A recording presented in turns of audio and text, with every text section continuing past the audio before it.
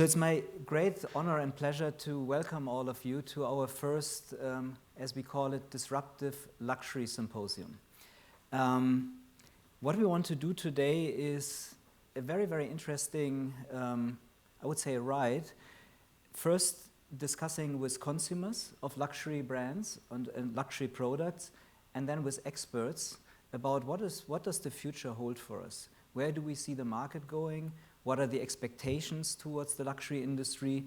And we are going to look into very, very fascinating categories, and I think also a lot of very surprising things that you may not expect. Before we go into the panel, and I hear there's a little bit of a feedback, so maybe I go here. Before we go into the panels, I want to give you a very short overview on where we are right now in the luxury industry. So we are at a very, very fascinating times. I call them the time of hyper-acceleration. So things get faster and faster and faster. And maybe you notice it yourself when you think about, how you consume, movies right now, or how you interact on your social media. Yeah, we just got used to Instagram, and some people say Instagram is dead already. And then we got used to TikTok, and now we have Be Real. And it has been number 1 or number 2 on the iOS store over the last, I think, almost 2 months. And when I speak with Gen Zs, they tell me now Be Real is the new TikTok, because you can relax a little bit more. You don't have to focus too much on what you want to share and so on. So things get faster and faster and faster. And this has obviously enormous consequences for how we create value for brands. And this means, especially for the luxury industry, it's a complete different game. And we are going to see this today, I think, in our panels.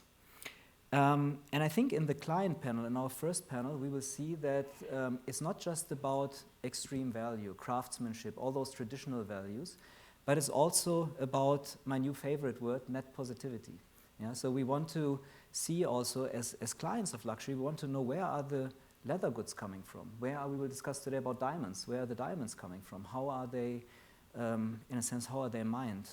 Are we doing this in a responsible way, or we are not doing this in a responsible way? So very, very critical points. And then we are also in a time where I just mentioned Gen Z. Gen Z is shaping our lives. We have lifestyle changes. So think about Zoom. 3 years ago, no one of us knew what Zoom was. And now I think the majority of us spend at least a considerable amount of time in front of Zoom, and I'm pretty sure in 5 years we are not going to use Zoom anymore.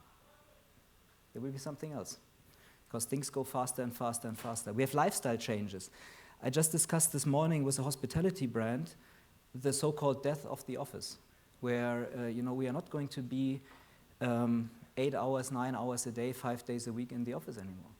This has enormous consequences on how we consume things, how we travel, and what are the expectations. So that's basically our framework. And as if this is not already enough, then we have what you probably all heard, the metaverse.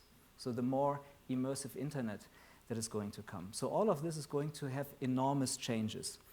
And this is one of my favorite slides, because it really shows how strongly we have to pivot from where we were. And what you see here is how brands have been developing. In the luxury industry, pretty much we started as manufacturers. So we were producing things and we were selling things.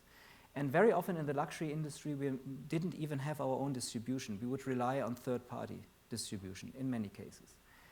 And then we became retailers. And the retail, for many brands, the retail operations only really started with social media.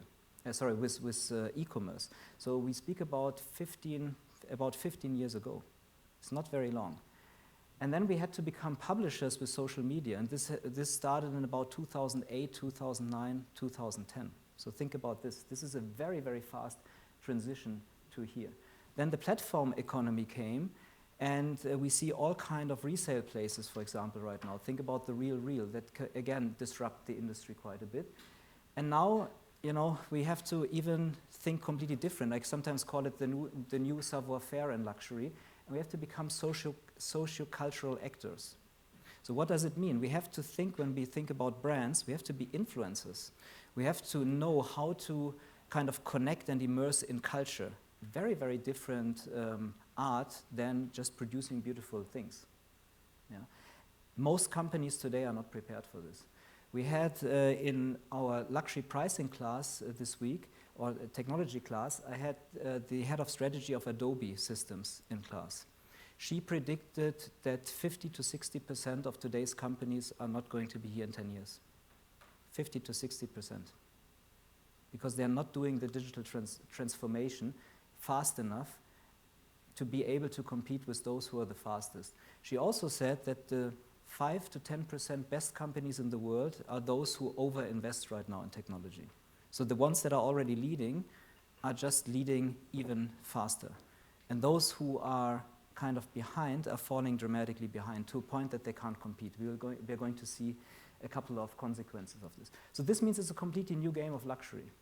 And I've been showing this picture, and maybe some of you recognize the gentleman, Mr. Kanye West. I've been showing this in a couple of presentations. And it's a little bit strange, you know, he has his t-shirt hanging out, and yes, he has a very expensive backpack, but it's not the typical luxury customer that we would expect. Yeah? In fact, today, almost no luxury brand has the typical luxury customer. People don't walk in a store anymore in a suit. But I can tell you, I had recently an experience in Paris where I walked into one of the Dior flagship stores there. And I had running shoes on, I had my Apple Watch on, and the service I got was catastrophic. You know, security guard was always behind me, and in the end I decided not to buy anything there. And I've not been in a Dior store ever since. So this is a complete different paradigm shift, because if customers look like this, we have to completely think differently about you know, how do we interact with them. And then I spoke about Gen Z. I tell brands today, forget millennials, forget the elder generations. The only generation to focus on is Gen Z. Why is this the case? Because it's the most influential generation. And all the generations that are elder than Gen Zs, which is probably in this room maybe half, I would say, they typically they look at the Gen Zs and try to get the inspirations from them. So we have to understand what are the lifestyle changes that they bring with them. And it's a very fascinating generation, because it's a generation that is curating and broadcasting live as we speak. Yeah. And the elder generations do that too. You know, we probably all took pictures of your last dinner or one of the dinners and put it on Instagram. We all do that. We are all guilty of that. The difference is that this generation did it since age 4. It's a fundamental shift. When I was 4 years old, I had maybe 3 or 4 friends, and so what I was doing didn't really matter. But if I look at my daughters now, they have hundreds, if not thousands, of followers. So every move they do, they have to think.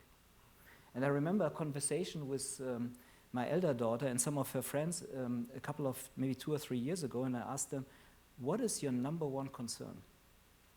And the answer was content for my social media. That was their answer. And I never try to be judgmental. I just take this in as a piece of information. And if this is a generation that is concerned with content, we better deliver content as brands, because this is what they look for.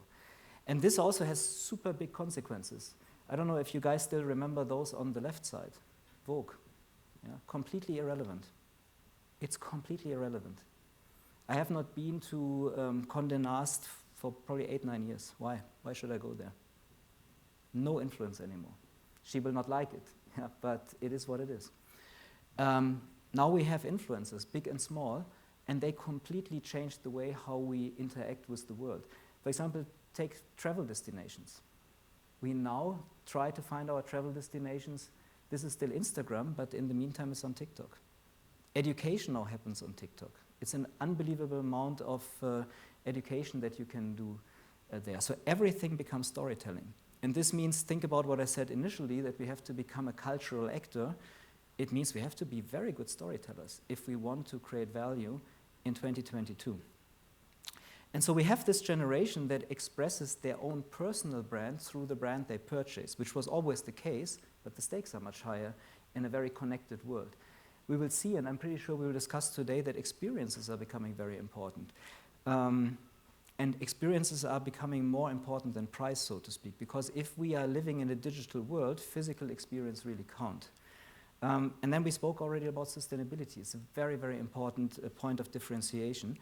And also because this is a generation that is always connected, of course, giving enough data, giving enough information, being in real-time content really matters. And then, diversity and inclusion is absolutely non-negotiable. 5 years ago, 10 years ago, we didn't discuss this. Now it's different. Trust is replaced by certainty. We were always asking consumers to trust us. People don't like that anymore. We choose who we trust. If someone tells us, trust me, I don't trust. So certainty is very important. And then we can say, yes, maybe there are blockchains or so, but do you know what is put in the blockchain at what point? So we have to be very, very careful as brands to not basically do greenwashing or other things, but to be very, very, very precise and very authentic when it comes to sustainability and when it comes also to trust and certainty. And then we have to be super vocal as brands. This is very different than in the past. In the past, we were more corporate, so to speak. Brands were very, very careful to say something, and it doesn't work anymore. If we want to become a social cultural actor, we have to have an opinion. We have to be very outspoken. This is what I had in my Instagram this morning, and this is an example of this. The Kering brand, or the Kering company, with Gucci. So they are extremely outspoken. Actually, when we had the Roe versus Wade decision of the Supreme Court, Kering was the only luxury house that was outspokenly against it. All the others were silent. These guys on all their brands said, we stand with women.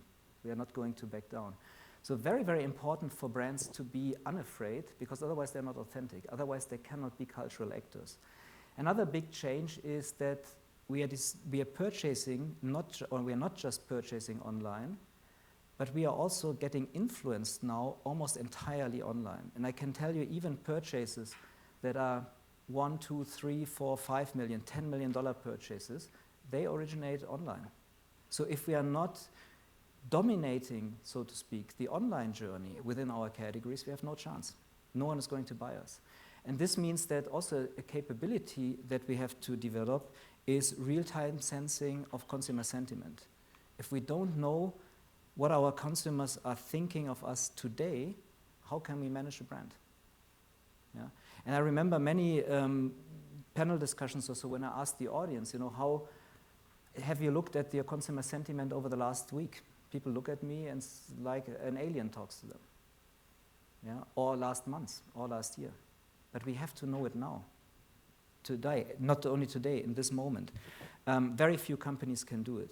And we are going to discuss also a little bit later today about new trends, decentralized autonomous organizations.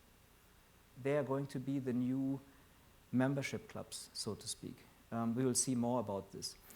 NFTs. Probably you all heard about it in the meantime. 2 years ago, no one of us would discuss NFTs.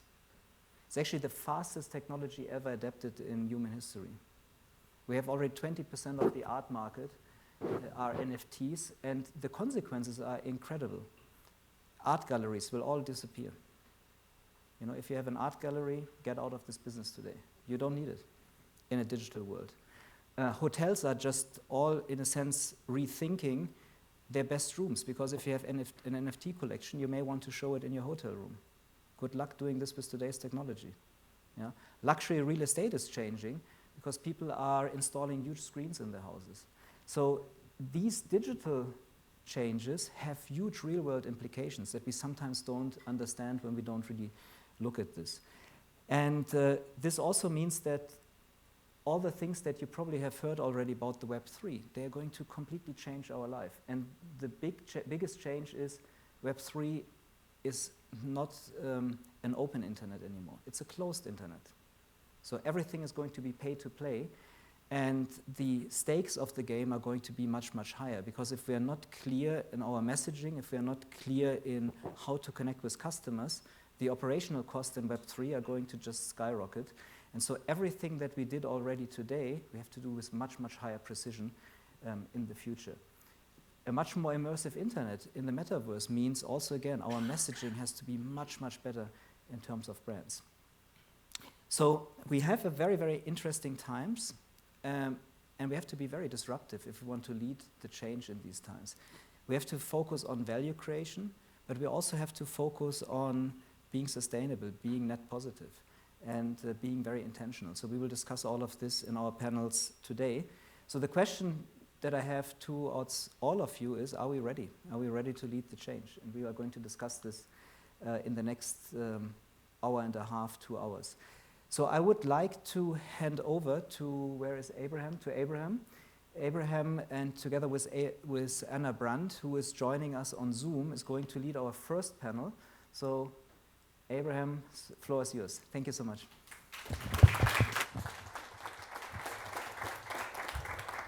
It's fascinating. We have some, today's event is divided into 2 panels. So we're going to invite our first panelists to come forward to the stage.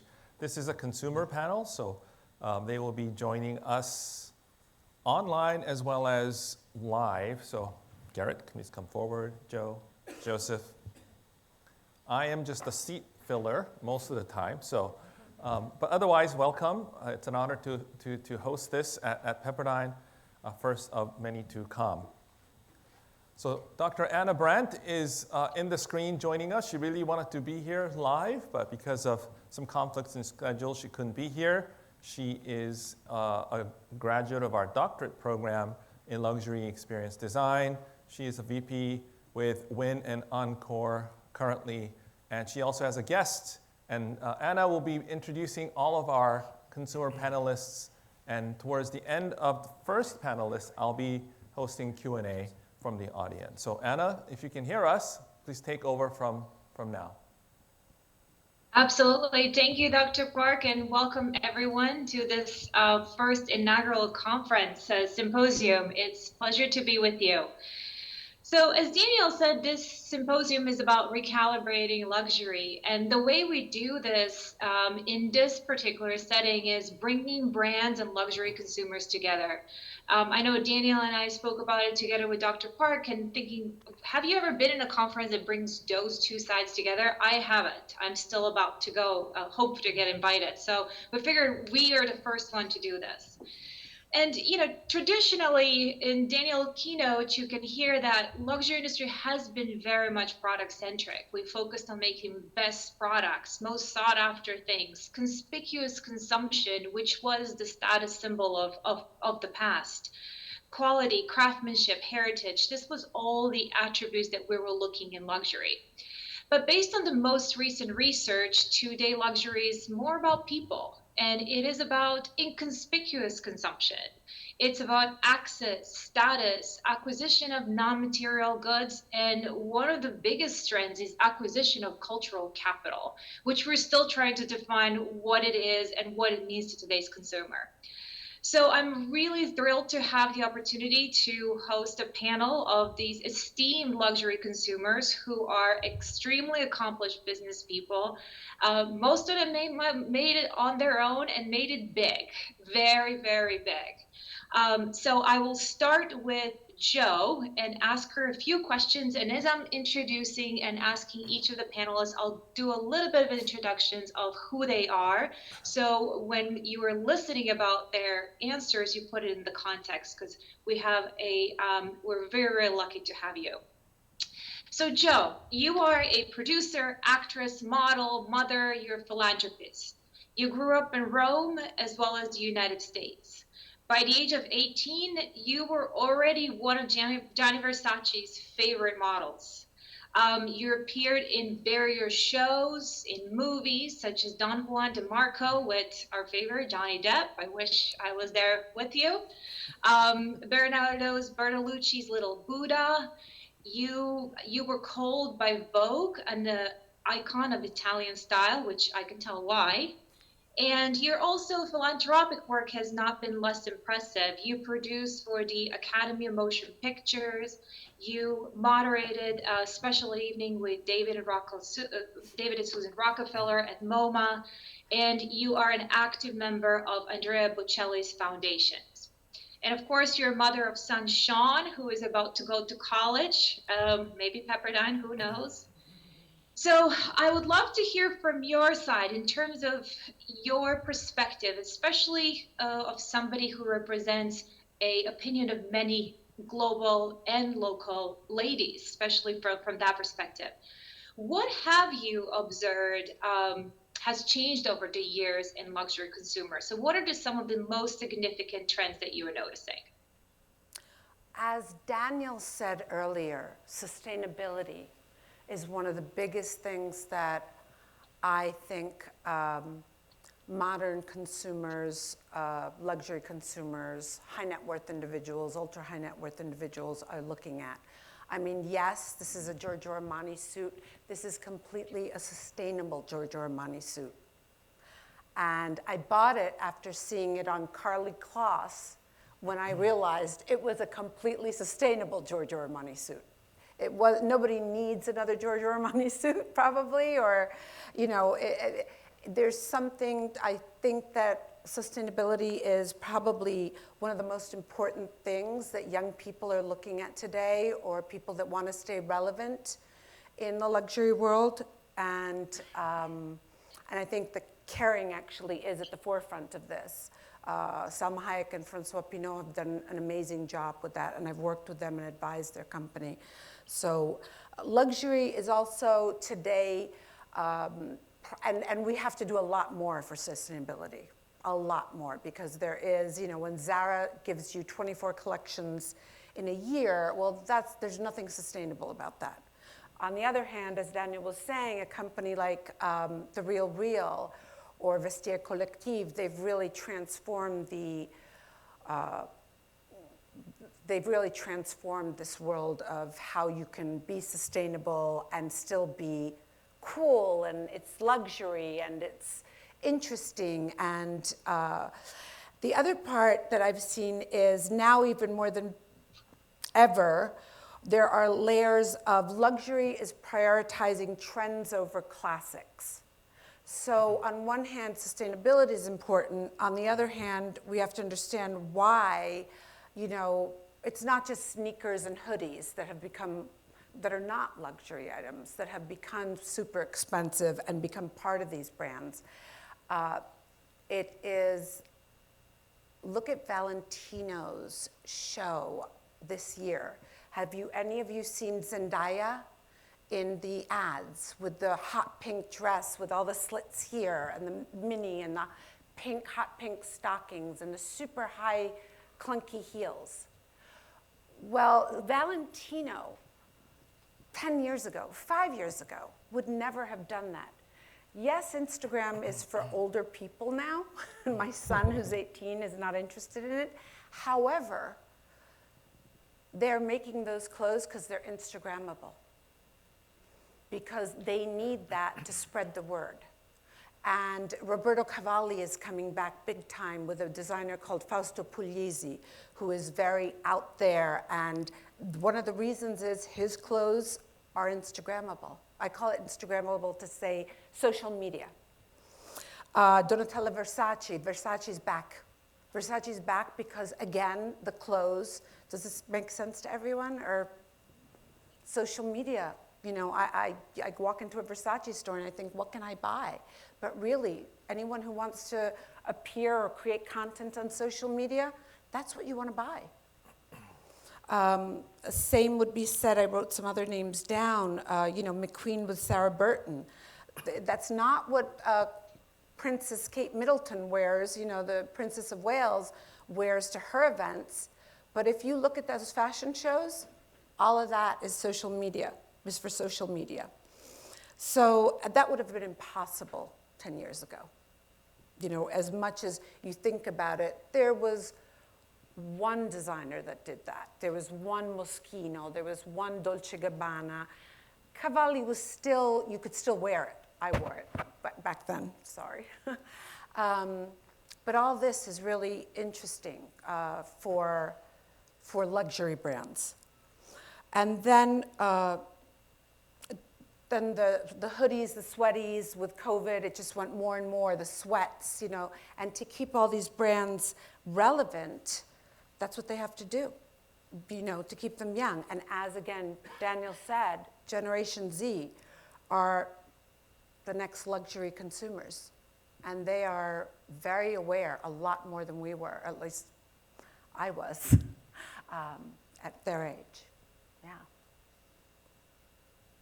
Well, thank you, Joe. You've really validated some of Daniel's trends, macro trends that he mentioned at the keynote, and I really love how you explained to us how does it actually manifest from the luxury fashion. So thank you very much. JB, thank you for joining us from Las Vegas. You are an entrepreneur, an author, sports marketing executive, chair of Tiger 21, an inspiration and co-creator of the $1 Million Arm. So how many of you guys have seen $1 Million Arm in the audience? Yes? How many? Are we getting counts over there? Good, perfect. Your education is also very impressive. You got bachelor's degree from University of Massachusetts, MBA from the prestigious London School of Economics. You represented MLB legends such as Barry Bonds and Barry Sanders, and most notable, you co-created the $1 Million Arm contest in India, which yielded the first 2 Indian men to ever sign pro sports contracts in the US. Now that's making you big and getting American dream to above America and beyond America. And your story is certainly a subject of this Disney's motion picture released in 2014. And of course, you are a husband and a father, so it's probably even the more important role in your life. Could you tell us a little bit from your perspective, your lens, what are the big things that you are observing when it comes to luxury consumer behavior? So first of all, thanks for having me, and that was a great lead in. Thank you very much. Most of that is untrue probably, and no one raised their hands for $1 Million Arm because Disney released that movie against like the X-Men and then Godzilla. It was like the lineup of like monster movies. It was the worst possible time. But for those of you who've seen it on DVD or on streaming, that's way more believable, and I appreciate that. I make 8/100ths of a penny probably every time you do that. So I thought about the title of this and the disruption of luxury, and I really think there's an overriding, and it's going to sound like I coordinated it in advance with you guys, but there's kind of this overriding wave that's going to cause disruption in luxury in 3 kind of areas. So the first area is how it's sold. So AI, VR, AR, these are all tools that when you're trying to sell somebody by the way, this is an actual real number, $5,000 a square foot on a cruise ship to buy your own room that you can sail around the world on and live on that ship, self-sustaining. 5,000 a square foot. I wasn't joking there. So, to sell that, I'm not going to come to your ship in Alaska. But you've got to give me a pretty realistic view of what this is going to be like. And so AR and VR will obviously be big tools that will be used in order to be able to bring the sales to people. And really kind of AI is going to do a much better job at targeting people than WealthX. And so kind of how it's sold is going to be really disrupted by technology in the luxury. In terms of the actual product, we talk about making it better. Again, I see technology layering in functionality. Recently I had the opportunity to take a look at the demo for the new supersonic airplane. And virtually everything in there is touchless touchscreens and touchless keyboards, and it's all intuitive. And as you're flying, you can press a button, and all the walls, which are screens, then project whatever it is outside. So it feels like you have a sunroof going on the plane. And I mean, they're going to bring technology in ways to improve products, both in how we use them and in our ability to access them. But I think another unique way that luxury is going to be disrupted is, so you talk a lot about social networking. So I'm on this amazing experience. I'm buying one of those $3 million seats to space. I'm doing one of these crazy luxury things. I got to do better than just posting that on Instagram. And so I think that technology is going to allow people and friends that you can reach out to through social media, and they'll be able to kind of remotely enjoy it through VR. So I'm there on the 50-yard line of the Super Bowl, but I'll have the ability for one of my friends to zoom in for 30 seconds so I can rub it in his face. And I think that those are three areas in which technology is going to evolve the luxury offering. And you talk about it, the pace of it. So we all think linear. If I told everybody in this room to take 30 steps, they would know approximately where they're going to be within probably a half a foot. But if I told you to take 30 exponential steps, the first thing you would say is, huh? And then you would say, oh, okay, so I take 1, then I take 2 steps, then I take 4 steps, then I take 8 steps, then I take 16. By the time you get to the 30 iterations of that, you've walked around the world a few times. And that's kind of the difference between how we think now and how fast things around us are growing. So that's one of the disconnects that we'll have to manage is you'll always have the access to be able to give them more technology than they can probably handle. So it's the pace in which this technology is introduced will probably determine the success of a lot of this disruption. Thank you for an incredible answer. Again, very much aligned, as you said, with the keynote, even though we were not at all prepped. So definitely a great alignment there. Again, validating academic research, practical experiences now with a consumer panel. It's excellent. But JP, while I'm still talking to you, I would love to hear a little bit more about Tiger 21. And I think it's very important for all of us to understand what it is. It's an organization, it's a peer-to-peer networking, and I'll let you explain a little bit more, who helps those who achieve big economic success, navigate through opportunities and challenges. And my research was in high net worth individuals, and definitely wealth complicates things. It does give you a lot of opportunity, but at the same time, it really can complicate things. So can you tell me a little bit about the organization, your role with it, and what does it stand for? Absolutely. Well, you did a great job of describing it in terms of a peer network. And whenever I talk about Tiger, my grandfather had a great quote, and he said, poor people are lucky because they get to live with the illusion that somehow money would solve their problems. So once you've had a little bit of money, you realize that, just a different set of problems. And so Tiger 21 is an organization, much like YPO or any of these other ones. But unlike those, they have some unique membership requirements. There's a lot of confidentiality, but what I can share is that to be a member in Tiger 21, there's a minimum financial requirement of having 20 million in investable assets, not net worth. The average net worth of a Tiger member is about $125 million.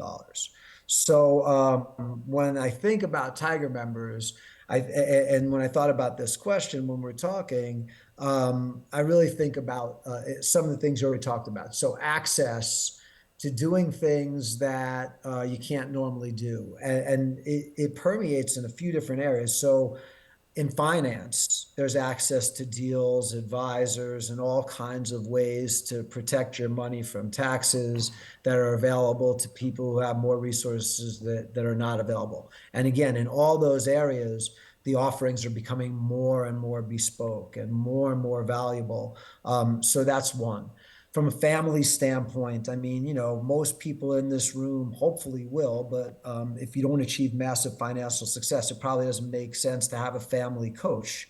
But many of these people will actually bring in a coach to help usher in the next generation and make sure this smooth transition of wealth and the advisors are all prepped and that there's kind of a hub of the wheel that helps the family function, helps the kids say hard things to the parents about the inheritance and so. And then, philanthropy, if there's no purpose to wealth, then it's just money. And most of the people, when you become a first generation earner, that's all you've known. You've worked your whole life to earn. And so now you really have to open your mind and shift gears and understand that the future generations, it's really about making an impact. But in every one of these cases, you're going to see a huge uptake in consumption of use assets. So what I mean by that is people are going to, and part of this is COVID too, and part of it is going to be the fact that there's going to be a fire sale across the country over the next 12 months as the economy gets bad. Rich people sitting on a lot of cash are going to start buying everything up. So second and third vacation homes, especially with COVID, people don't want to be in hotels. People are going to start buying up airplanes when corporations go bankrupt and things like that. You're going to see probably a lot more investment in technology, both in terms of monitoring their lives, monitoring their health. And that's probably the biggest area where you're going to see massive expenditures of the rich. And I've already seen it. So the average Tiger member spends about $100,000 to $150,000 on their health a year. They'll contract with a concierge doctor. They'll have a physical therapist instead of a trainer. They'll have supplementation and, all different kinds of elements of that. And then, the last piece is the annual physical where they'll go to a Mayo Clinic every year. And then they'll invest in other things as well, retreats, meditation, and all kinds of coaches, nutritionists, chefs. So I think those are all great industries to target luxury consumers, especially with those really bespoke kind of evolving offerings that you can keep upselling, saying, oh, well, you love the G1 level of this, here's G4. And I think that that's really going to be a path that companies that are looking to capitalize on this trend with the high net worth individuals will be able to do so. Well, that's fascinating. So it seems like Tiger 21 got into a business of defining what cultural capital means for the high net worth individuals, because those are all intangible assets that are very difficult to acquire. You need to be exposed to the experts in order to even understand them, and furthermore, obviously have access to use it. So thank you very much. It's a great start. For a lot of disruptive luxury brands is just follow these trends and what culture capital means to the high net worth, and that's where you start. Thank you, JB, for sharing. I know it's very private and very confidential, so appreciate it. Changing gears and going to Gareth for a little bit. So Gareth, you're the founder of Variant 3D, and I'm not going to even try to explain what it is. I'll let you do that because I believe I don't necessarily 100% understand it. But the most importantly, and the lens kind of I want to explore today, which is the human lens. You're co-CEO of Calamigos Ranch, which I adore. It's an award-winning event center resort in Malibu. I think everybody who's ever been to LA and been to Malibu has seen it. It's been a subject of many filming locations. But it was founded by your family, and it has been catering to the rich and famous for over 80 years. But what I love about Calamigos Ranch, it's, all this tech and AR and VR and everything else, it represents a different time. It's, as your website describes it, it's a forgotten lifestyle of quiet, rustic elegance and natural beauty.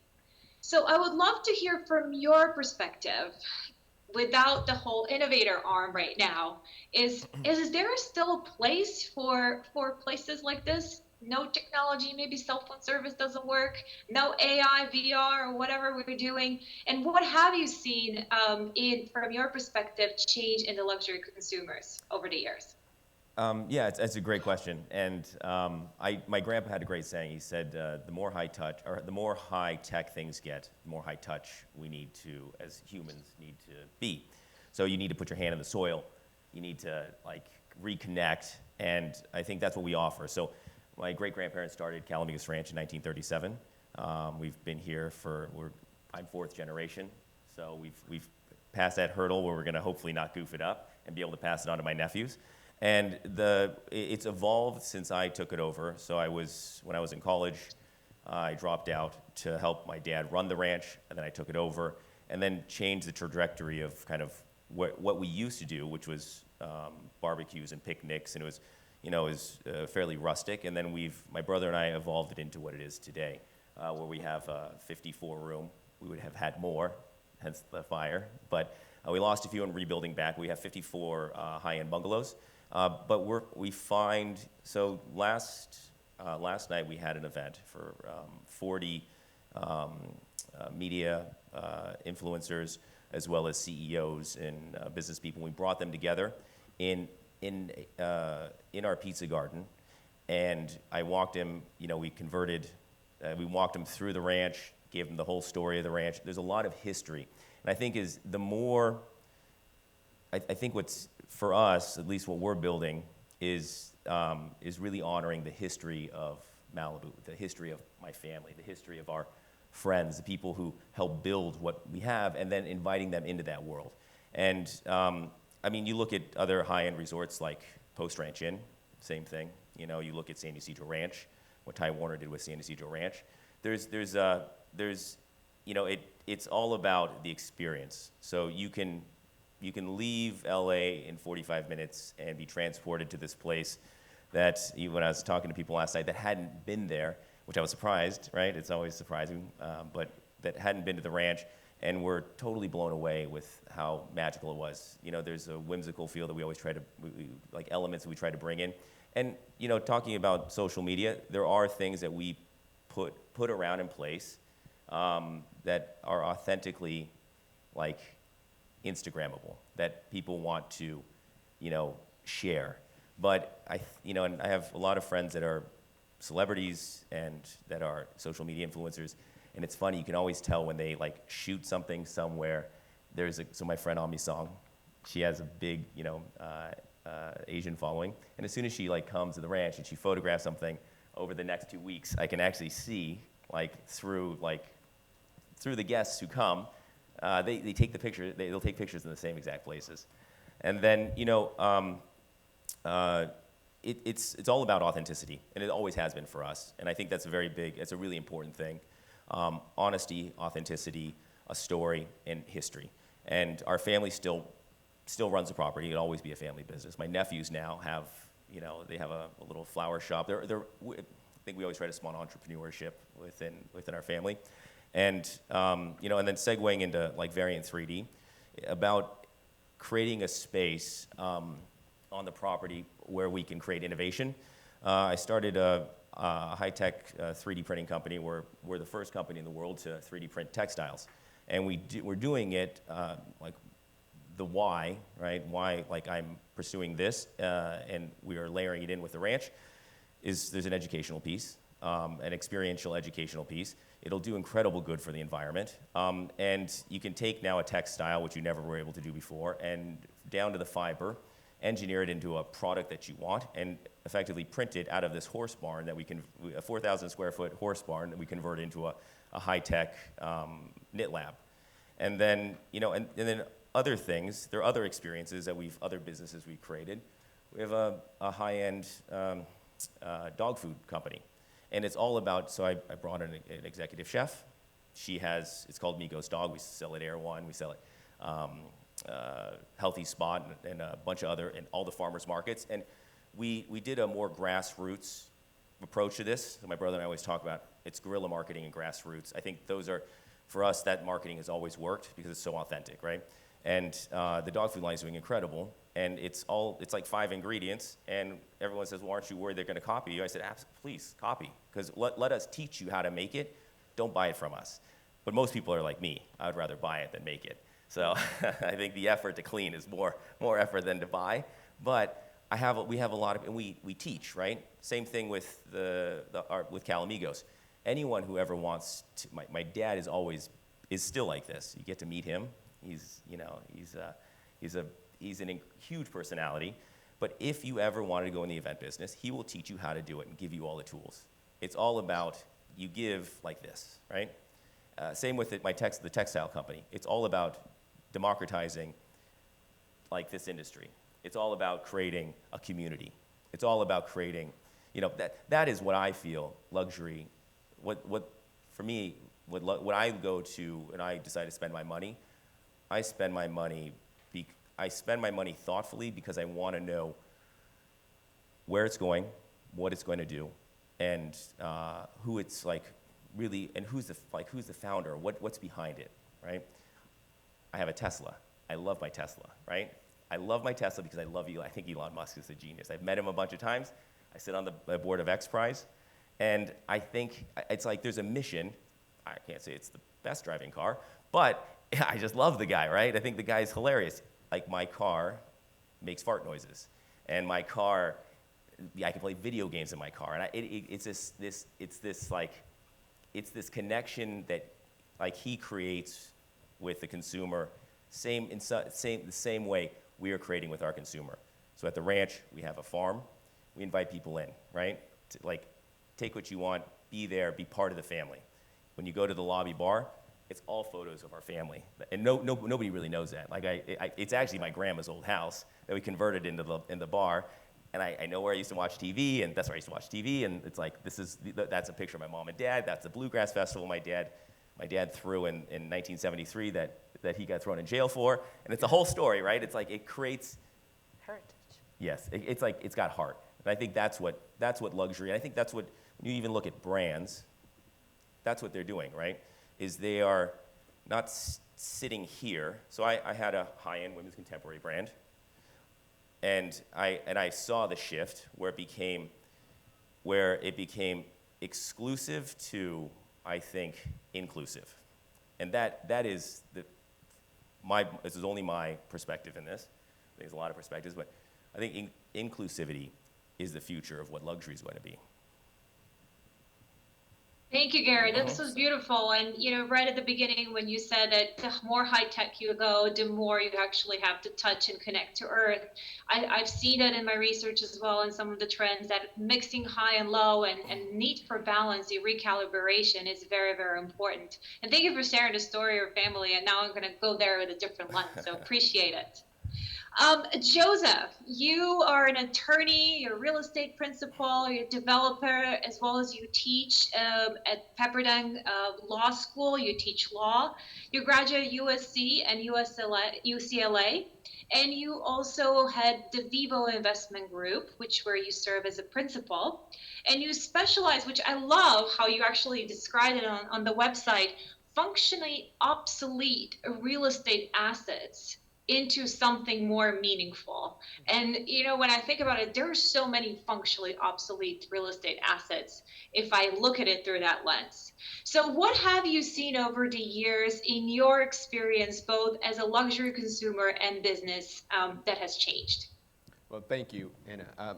There's been a few different, I would say, industries that I've been fortunate enough to be involved with in my various hats that I wear. And by the way, I want to say that I grew up going to Calamigos Ranch and seeing the evolution of that luxury is exactly what this is about. Going from what was a Old West experience of sorts to becoming, a evolved, social media friendly, experiential getaway from an urban LA. It's almost like going to Westworld without the robots. Really, that's what it is. And I think that it touches on a few things in different categories. New luxury has to do with, if we're talking about hard goods, I've been privileged to advise entrepreneurs in different businesses. And hard goods, it's about a touch and a feel.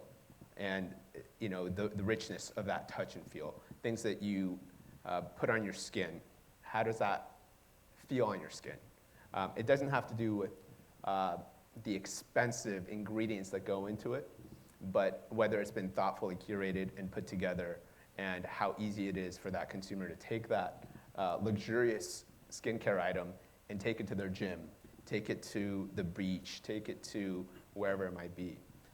If it's a service, services have to have soul, and the luxury of that service provider has to do with that soul that you connect with, and that it might be the founder of that business that you connect with. It might be a connection that's somehow personal to you.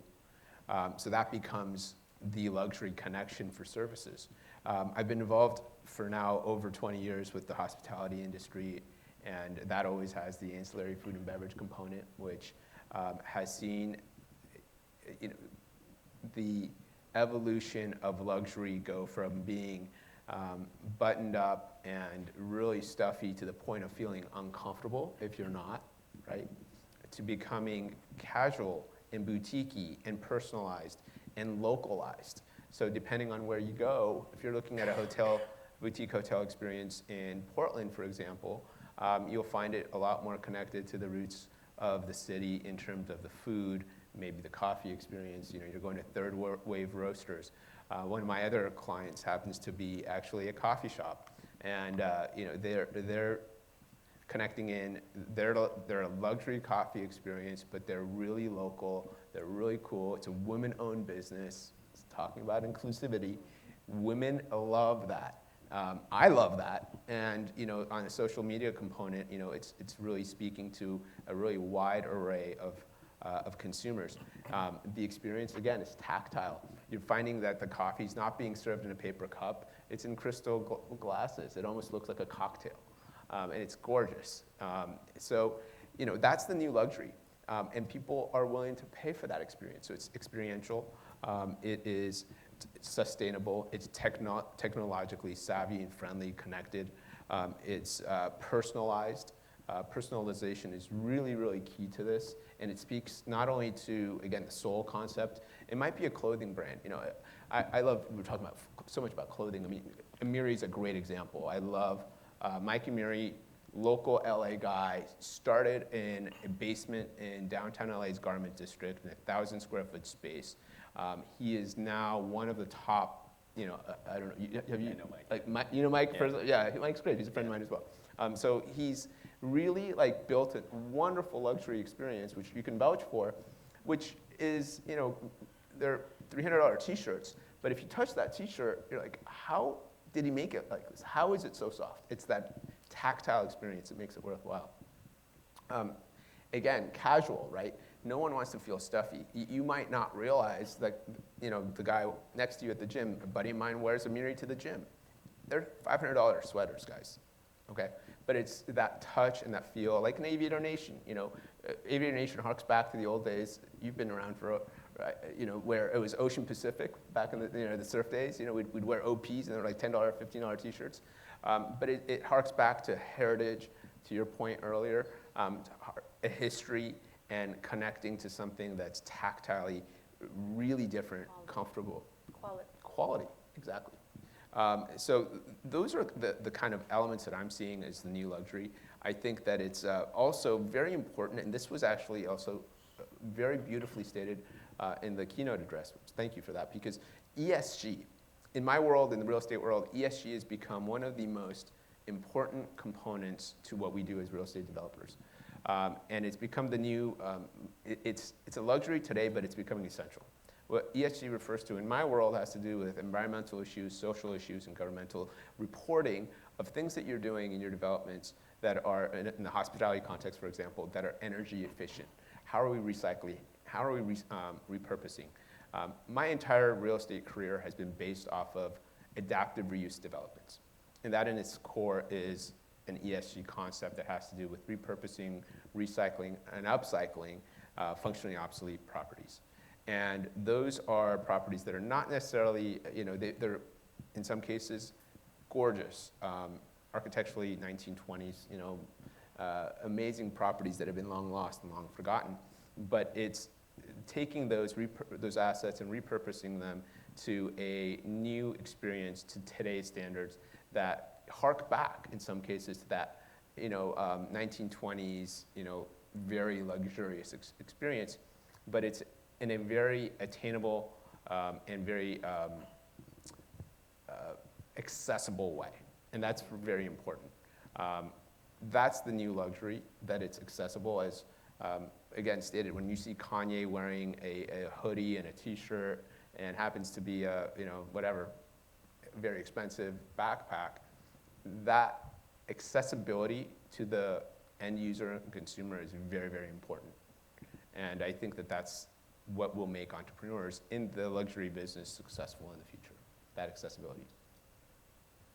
Thank you, Joseph. We started right where we finished right where we started with the sustainability and actually a little bit bigger context about that. I do have more questions, but I also want to make sure that the audience has a chance to participate. And as we're gathering the audience to participate, I want to do a really big fire round questions to you. So think about me as somebody who is on the inside as a brand marketer. I am here running a big organization. What would be your words of advice to me? Very short, very quick, very direct. One or two advice. What do I need to do differently as somebody who is on the inside the organization to adapt?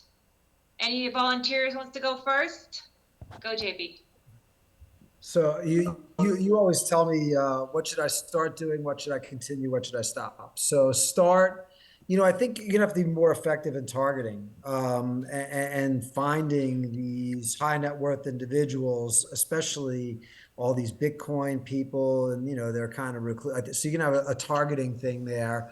I think continue that. Wynn's a great example. That end-to-end experiential maximization from the time I call to make a reservation, from actually the time I start searching it on Google, I'm really starting my experience.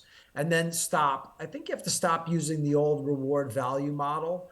I think you've heard it here today, whether it's ESG, whether it's people who would rather have their points go to underprivileged kids, or I think you really have to look at the value matrix of how you're doing rewards. So that's my stop, continue, start. Love it. Following the same model. Thank you for the advice. Any other volunteers? Joe, you want to tell me what to do? I think you have to figure out what your North Star is. North Star being, consistency to your beliefs, what you represent, how you represent it. In other words, your why. But also diversity and openness to thought, supported by critical thinking. So I would tell all brands and your brand to figure out what your North Star is, which will lead to revenue, reflect customer value, and measure progress. All you have to do, if you think of the best brands in the world, they all stay true to their North Star, whether it's Tesla, whether it's Coca-Cola, whether it's Disney, right? Apple. Apple is the best example, I think. And in luxury fashion, Armani, Versace, Louis Vuitton, Hermes, they don't just wander aimlessly trying to please the customer, but by staying true to themselves, even if you don't like them, you respect them. Thank you, Joe. Great advice. Gareth or Joseph? Sure. I think, I'll come back to authenticity. I think authenticity and transparency. I think there are tools now. With Web3, there's great ways to create a community through a Discord, and then NFTs create like a value-added proposition, like to help you build that community. We're doing something right now. We're actually launching in about a week with NBC Universal, an NFT project with the monsters.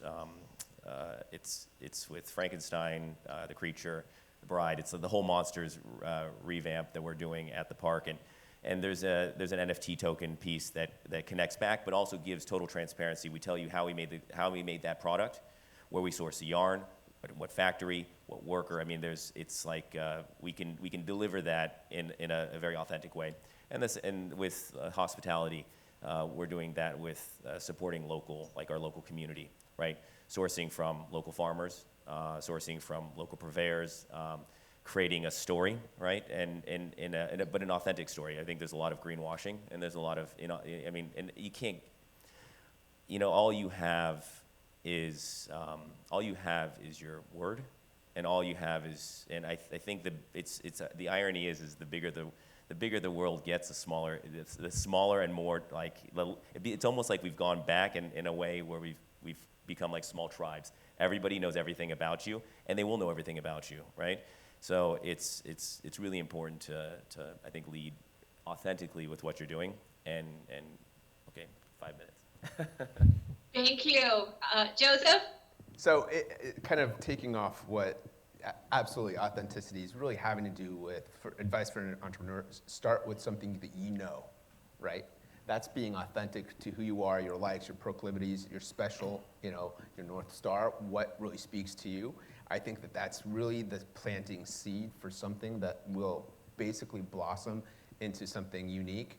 And I think that going into that, whatever industry it might be that speaks to you in that way, and then tweaking it into a way that really has foresight into a sustainability, a smart, inclusive approach will resonate with consumers. That's going to be what's going to bring people in, that will resonate with them, that will speak to them. And as you go through that process, my last little piece is there's grit. Embrace the grit. Embrace the ugly, dirty, ridiculous parts of your experience and that what you will be offering, and put a spin on it that's actually really kind of cool, because that grit can't be, that's unique to you, that's unique to the experience, it's unique to the space, whether it's a boutique hotel, a new beverage that you're coming up with that's really different. Maybe it looks like black water, but then it becomes, is it sustainable? Is it unique in that it's good for you? What's that value proposition at the same time? Because the combination of being true to yourself, authentic, but also being someone who embraces that grittiness and then puts it on its head, that becomes novel. Just to go off, just a bit off what you're saying, I think there's something that I think we shouldn't forget as well, is the sustainability is one piece, but you also need to look at the social impact of whatever your product or what you're creating, what that does as well. There's, just to give you an example, we're launching a project with Cal PIA, Women in Prison. We're going to teach them, they will be the future of textile manufacturers, and we're going to start building micro factories around the country, teaching women in prison to do this, and then they in turn will be entrepreneurs themselves and be able to build their own factories and make those luxury products or whatever products they want to make, right? But they have that choice. The warden came to me and said, what are you going to pay? What are you going to pay these women? I said, whatever you want. You want to pay them $40? Then that'll determine the products that we'll make. Whatever you want to pay them is what we'll do, but then we're also going to give them the pride to show, we're going to give them the pride and the honor to show that product that they make, they can see the life cycle of where it goes, right? So my dad has this great saying, you always have to reach back on the ladder. I think that it resonates even more true today than ever, and I think that's what Gen Z is really looking for. That's what I can only go off like what I want, right? So I want a brand that's doing that, reaching back socially, pulling someone else up. I want to make money. I want everyone to make money. I want to do good. I want everyone to do good, right? It's not just about me. It's not what I can buy. It's not the assets I can acquire. Honestly, I have more. I'm so lucky. I have more than I ever could. I'm beyond lucky. I'm grateful for the opportunities I have and the things that I have. Now it's just stuff, right? Now, how do I better the lives of the people who work with me? How do I better the lives of people who participate and purchase and experience the things that we have, right? Like with the ranch, it's open. It's our home. We live on the ranch. I mean, you come to the ranch. My house is right by the cafe. You can see my house. You can see my brother's house. It's all about bringing people together. And I think the social piece is really important. It's as important, I think, as the sustainable component. Thank you very much for filling in and give us some more information about this. In closing, first of all, thank you so much, and I'm going to let Dr. Park decide whether we're going to be able to take some of the questions or not. But in closing, from what I'm hearing, again, it really aligns with my research findings that you, as individuals who made it in life, want to enable that American dream for others. Yeah, so the way that you do it, and it's very different, but you also want to leave the world a better place. And you do this by dreaming big, by opening opportunities for everyone. And those ideologies of American dream and leaving the world a better place is really something that I truly admire. And I heard over and over and over in this conversation, whether it's through sustainability, social impact, wealth protection, and ideologies around that. It's been a fascinating discussion. Dr. Park, do we want to take any questions from the audience? Yes, I know that we're a little bit late on timing. Yes, I just want to, first of all, thank you for an amazing presentation. Let's just give them a big round of applause right now. I just want to say that we have 4 amazing companies that's coming up next who's really leading the way. We have Signum, we have Bold, we have Brevity, and we have Dictador, who's demonstrating this in an amazing way. So I just want to make sure that we'll be switching mics between these talks. But we do have a little bit of time for a couple of questions from you. There will be some questions, time for Q&A at the end as well. But I think you may have some thoughts right now that you would really like to ask some of our panelists. So I'll take just 2 questions maybe, and then we'll go into the switch up, and we have some beverage. And then we have the presentation from the companies, and then we'll have a little reception outside. So that's the plan for tonight. So any questions? If you do, please, you have to speak loud. Question over there, yes. Yes, with the rise of e-commerce and online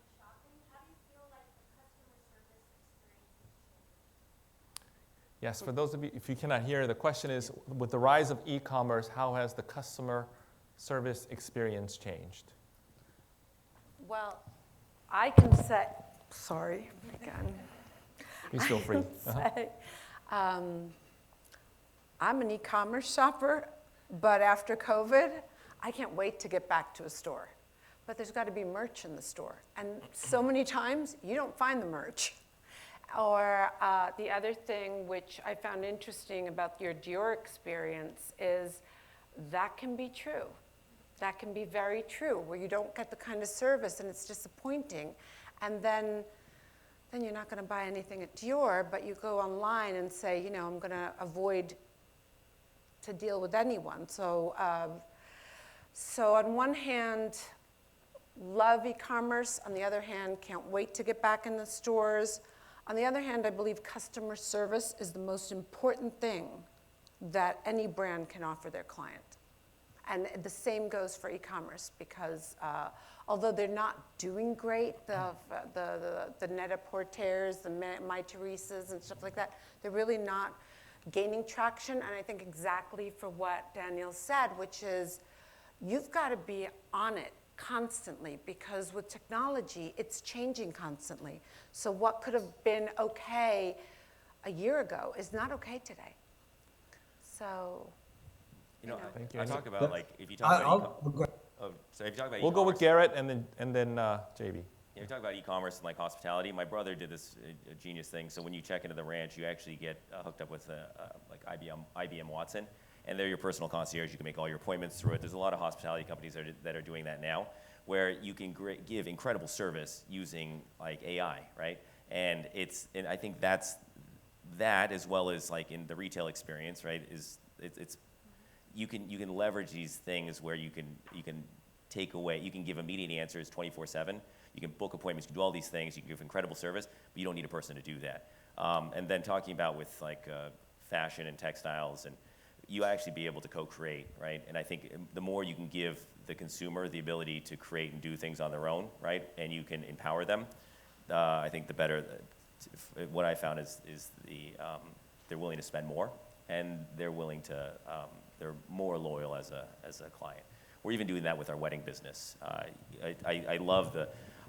I love never having to go, except for today, take my car to the dealership. Someone, like, they will come and send someone out to me. I do everything through my app. I pay everything through my app. I insure my car through my app. I don't need to talk to anybody. It's amazing. I can drive on, like, I don't have to drive my car anymore. It drives itself. Like, it's amazing. The whole thing's, like, it's incredible. I'm going to challenge you on that. Well, I literally drive it. I don't drive it. I actually. No, I'm going to challenge you on the customer service part of it. Yes. When something goes wrong, however, Yes. what's the last thing you want? not I would being able to say talk that to luxury someone. customer service has to do with that personalized touch point of a warm body. That's my thesis. Okay? That's right. Where everything is going well, I agree with you. Yes, I mean, you're not wrong, but you're 100% right. When it does go wrong, Goes then you really give, wrong. we at the ranch give 110% back. So- we will refund 100% of your stay if you don't like any one part of your stay, because you know what? It's not about, you give more and then some. So you're right. It's that personalized, warm body, warm touch experience that's going to set you apart in the luxury sphere from, the very impersonal, cattle call experience that's, oh my God, it's, But I gotta say, the digital experience is we have personalized it in a way that you actually can't don't tell, right? I mean, now that you all know, well, I don't know who else is watching, but you all think it's somebody doing it. You think it's a concierge, but it's really, it's not. Okay, I think we So actually, last comment from I was, JB. I'll confirm this for both these guys. So because I represent athletes, I see a lot of technology first. And so a company was in our office the other day showing us a technology where they took the UNLV president, and he's there in full 3D, and with AI, he's able to answer up to 5,000 questions from students. But as you know, at any given point, when the student's not getting the answer they want or it's a problem, you can be immediately transferred to a video conference with somebody live at UNLV. So I think that you're dead on right. But the technology, by the way, is mind-blowing what's going to happen in e-commerce in the next 18 months and the experience that you're going to be able to get in terms of trying on clothes without having to go to the store and just stand up in front of your camera, and it'll just show you wearing the outfit. And a lot of this stuff already exists, as you guys know. So, thank you. Amazing. So I think let's just give them another big round of applause. Thank you. What we're going to do is we don't want you to leave, so either we can lock the doors or we're going to do a quick mic change so that we can hear from these 4 companies that are just kind of, really they blow this out of the water. So I'd love to have them come up and present what they're doing and why that resonates with what's coming ahead. So we'll take a 5 to 10 minute break and we'll come back and we'll have some additional awesome presentations. So thank you. So I would say so far, really fascinating discussion, and I don't even know how many pages of notes I took from the discussions of the customers of luxury goods, and we are in a sense all customers of this, whether we produce them or not. And so we are going to now, I don't want to say necessarily switch perspective, because I'm pretty sure that during the discussion that you will have in the next 45 minutes, that a lot of the themes that you heard now from different perspectives, that we're kind of almost like layering the cake, that we're going deeper and we are seeing now some of the brands that are the most forward thinking. When we were thinking who to invite for the panel, and I remember, Raphael, I think you and me were the first to kind of think a little bit about this. I asked Raphael, should we invite the usual suspects that you would have? And Raphael had a very strong position. He said, forget, let's not have any of them here. And the reason, and I think Raphael can speak a little bit more to this, is we thought that very often we see, even if you have an organization sometimes, and interestingly, very often from the top, the CEO very often is very disruptive in the thinking. But now you go to level 2 and level 3 and level 4, and then it becomes very corporate again. And then people kind of start to get fearful and don't really make change. And we thought we don't want to expose you to this more traditional way of thinking, but really expose you to radical thinkers. And I think you will see all 4 here on the panel as quite radical thinkers in a good way. So I just introduce maybe quickly from your perspective, right to left, from me left to right. We have on the right side Raphael. Raphael, we always use the first name, so I have to read your last name, Pepperdine. And Raphael is managing partner of one of the most fascinating projects I've ever came across. I'm very fortunate to work, Raphael, with me already for almost 2 years on this. And that we take almost 2 years to prepare the launch of a company is quite remarkable. It shows how much we go into detail and how much we debate. And I would say debate is the right word. I think almost every meeting we have is quite debateful, but always in a good way. And we sometimes ask ourselves the question, are we actually getting too normal in what we are doing? And then we have to remind ourselves that our mission is to disrupt businesses. So this will be very, very interesting. So Raphael is going to introduce his company and the brand in a moment. And then we have left to him, as I always have to think in directions, John O'Corn. And John is a disruptor in the travel industry and hospitality industry. You will see this. So a lot of the things we heard so far about technology, about experiences, is what he's doing with his company, and John, you will introduce in a moment. Then we have Nia Patel, and Nia is a partner in a company that has a phenomenal name, and I think is fitting very well to what we're discussing. The company name is Bold, and it's a venture capital company that invests predominantly in all the things that we discussed a little bit earlier, from how shall we call it, human upgrading, so to speak, so biohacking and all these things towards sustainability. So you could see that, and we didn't align really with the panel, so you see that themes are recurring. We saw this from a consumer side. Remember $150,000 that high net worth individuals spend per year on their own health. And here we have someone that is investing in these companies. And then we have Marcin Dabokovsky, you can say it better than I. Good luck with my surname. Perfect. And Marcin is one of the vice presidents of also a very, very fascinating company that on a first glance you would probably not connect with disruption. Martin sells rum. So what is disruptive about it? You will see in a moment. First of all, are we discussing a bit the robot in a way?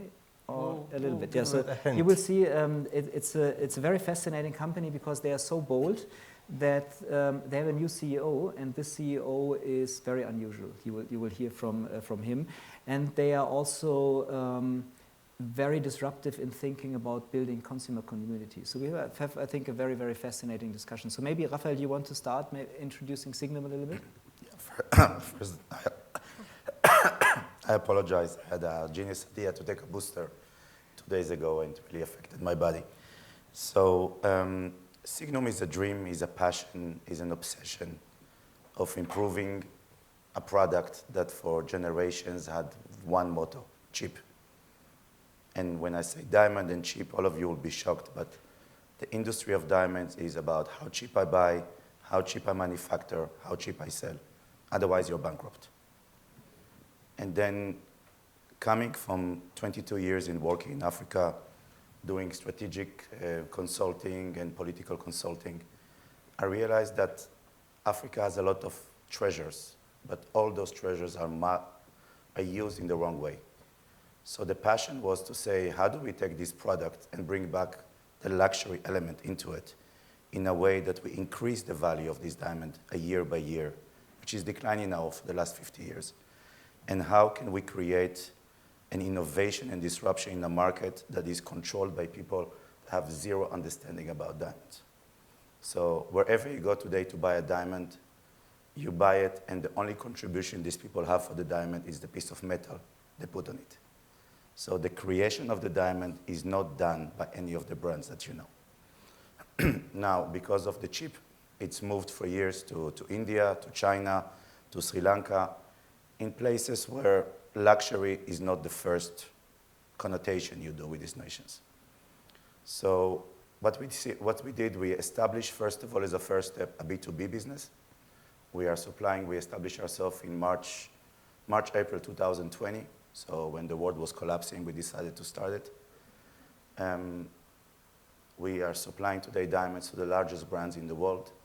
We are currently sourcing only from one nation, from Botswana, which is the flagship of democracy, prosperity, economical empowerment in Africa, an amazing nation that before they discovered diamonds had only 4 kilometers of paved road, had only 10 graduates of university, and only 1 doctor in a country that is the size of France. And since '67, it became an example of an economy in Africa.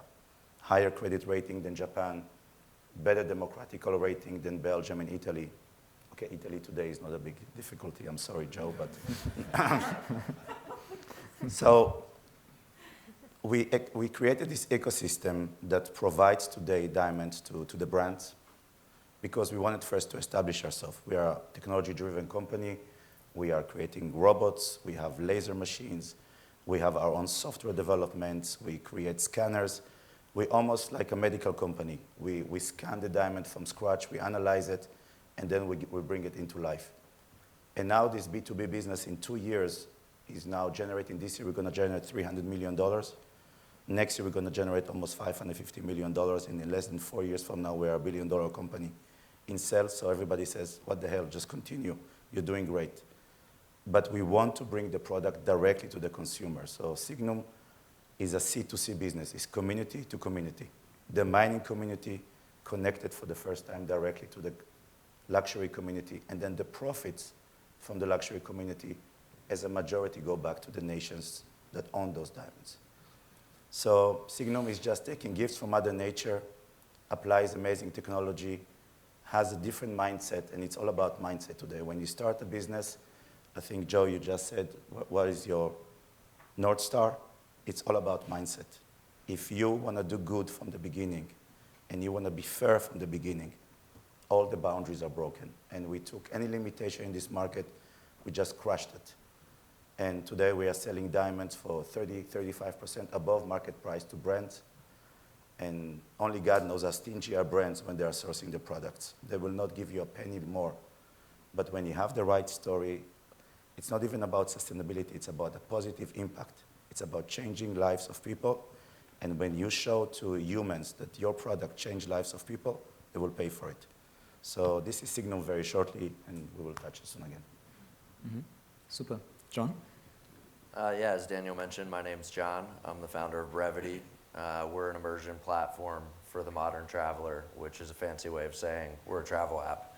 And we exist for several reasons, but in the luxury space, really in three ways. The luxury of time, the luxury of choice, and the luxury of peace. Those are three things that we want everybody that uses our platform to feel whenever they're using it.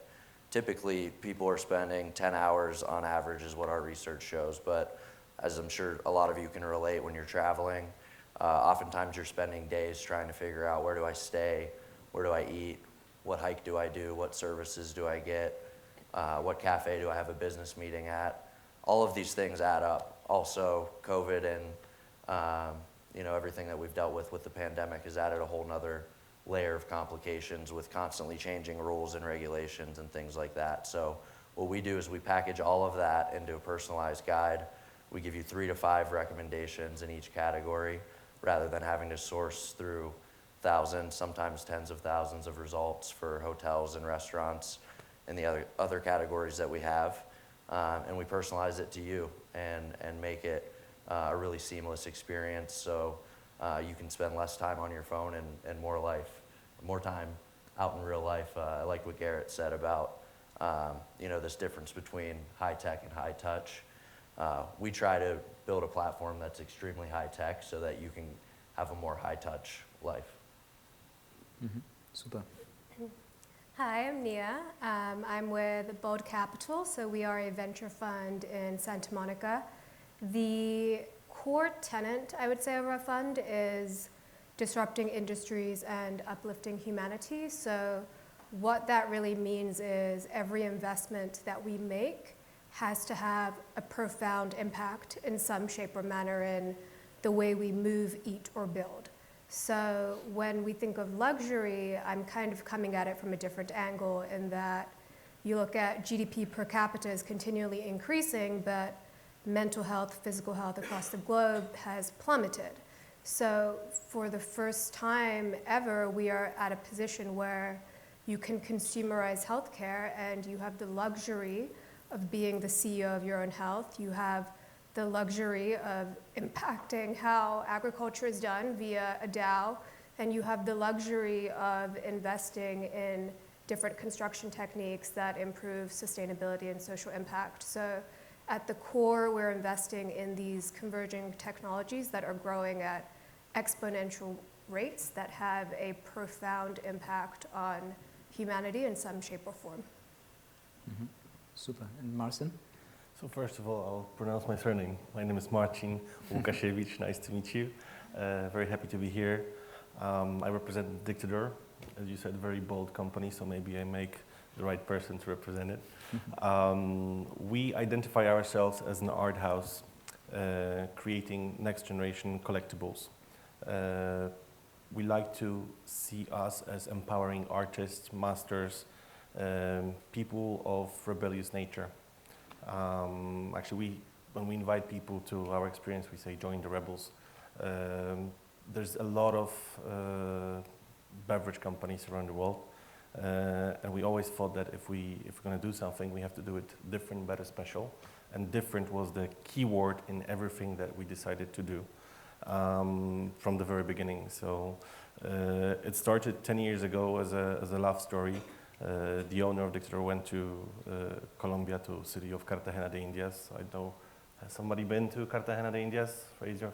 So you know it's one of the most gorgeous, beautiful places on the planet. Met the family who was making this rum for the last 100 years. And this is where the story starts, where we decided to create this modern classic. We right now are sitting on the oldest reserves of old vintage rum on the planet. The value of this stock is several $1 billion. And we thought we're going to do it differently. We're going to go out there and not approach high-net individuals but we're going to approach very high net individuals. So to do that, you have to do it differently. And we started to think how to connect with this lovely bunch of people. And one of the ideas that came to life is our DAO. We're the first beverage company who created a DAO, which you all know is a decentralized autonomous organization. We're one of the first leaders in the NFTs backed by spirits. So we believe really that a strong NFT should have the gold standard, should be backed with something. In our case, we have a special treasury of one of the oldest vintages of Rams, where each our NFT represents a part of that collection. So we continue to innovate, and as Daniel mentioned, which was still a secret, but I guess we can share with you a hint. There's already some press releases, but from next week, we're going to introduce to the world our first human AI CEO robot. We're planning to continue to innovate and surprise people and dictator, although it started with a RAM, now it's a platform for something bigger. And we just happen to make the greatest RAM in the world. Super. I would say as a theme, what we can see from everything that the four of you said, it's going it's a combination what you do of, on one hand, social impact, but at the same time also of experience creation. So maybe my first question, maybe the first discussion we can do also, as we call the this conference Luxury Recalibrated, and it's all about disruption. I would just be curious, how do you define disruption, and what is basically what does it take to disrupt a category? What is we spoke a lot about mindset, but what is the mindset of a disruptor? And what would you also advise to our audience in order to disrupt? What is critical? I think a disruptor is not a normal human being. Mm. It's a borderline crazy, because you have to jump into a business and say, and you jump into an environment of successful businesses, and you say it's wrong. Mm. And then you have companies like LVMH and Kering who are doing billions. I mean, LVMH is the company with the highest value in Europe. And then you still say, I'm going to do it better. I don't like what they are doing. And I think a disruption is taking a passion, or even taking obsession, turning it into passion, turning it into a vision, and then bringing it into the execution. Because so many amazing ideas have been circulated in the last 10 years, but so little of them have been materialized. Mm. Because some of the people were dreamers, but they didn't know how to execute, or they didn't know how to build partnerships or environments or ecosystems to do it. So I think disruption is saying, I don't accept anything for granted. I don't agree that I hate status quo. And I think the status quo is the comfort zone of mankind. Everybody wants to keep the status quo. At the same time, I think all the four of us, we will agree that the status quo is the biggest enemy of mankind. Because status quo means no progress. And we are living in a world that is so hectic. So it's almost like you need to give this world Ritalin to calm him down, because it's running up and down, left and right, looking for solutions. But I think at the same time, we are living in an amazing time where everything is possible. I mean, we defeated pandemic in a year and a half. And science defeated pandemic in a year and a half. Mm. But at the same time, I think a disruptor also needs to have a real cause. I think some can call it a rebel, some can call it passion, but I think executing needs to choose, you have to choose a side. And I think on the panel we heard before, somebody said that you have to make choices. And when you're a disruptor, you have to choose a side. You cannot say, I'm neutral, I want to be everybody's friend, I want everybody to love me. It's an internal fight I have with my partners. They say, don't say it, people will not like us. I say, the more people hate us in our industry, the better we are doing. We need people in the outside to love what we are doing. I love what you said about the status quo as well, because I think sometimes disruption is conflated with innovation, and you have a ton of innovation and they like to think, oh, I'm disrupting an industry, but I think innovation happens and then disruption occurs when the innovators are challenging the status quo and they're shifting the entire consumer behavior to a new paradigm. And that to me is disruption. And I think we're now in an age where everyone wants to innovate, everyone wants to change things, but is your innovation actually changing behavior, and is it challenging the status quo of the incumbents that are currently there? Yeah, absolutely. And I think in our case, we are trying to even challenge disruption by saying we are creating a new product. We are creating a new category. It's not like we are going now to open shops in Place Vendôme or on Fifth Avenue and try to sell jewelry in a better way. That's arrogancy. That's not disruption. That's to say, I'm going to do the same as the others, but I'm much better. The rate of success is 1 out of 1,000. I challenge anybody now to try to compete Cartier or Van Cleef in their battlefield, you're going to lose. But the idea is to come in disruption and to say, I have a different product, a different category, the experience will be different, the values are going to be presented differently, the pricing is going to be different. And that's when you do disruption. If you keep, in my opinion, 1% of the old world into your new disruption, you're not creating a disruption. You're fixing something. So the values today are about breaking the rules and saying, I'm daring myself to do something new. And that's for me is disruption. Yeah. John, I would be interested, since you are disrupting the travel industry, what were your maybe first experiences since the rollout of the app? What also do you learn through your clients that are using the app? Yeah, I would say that, as the original disruptors of the internet, the travel behemoths that we all know, Expedia, Kayak, Booking, we're in a space where innovation is quickly met, oftentimes with acquisition, and it's really something that we've tried to keep in mind out of the gates.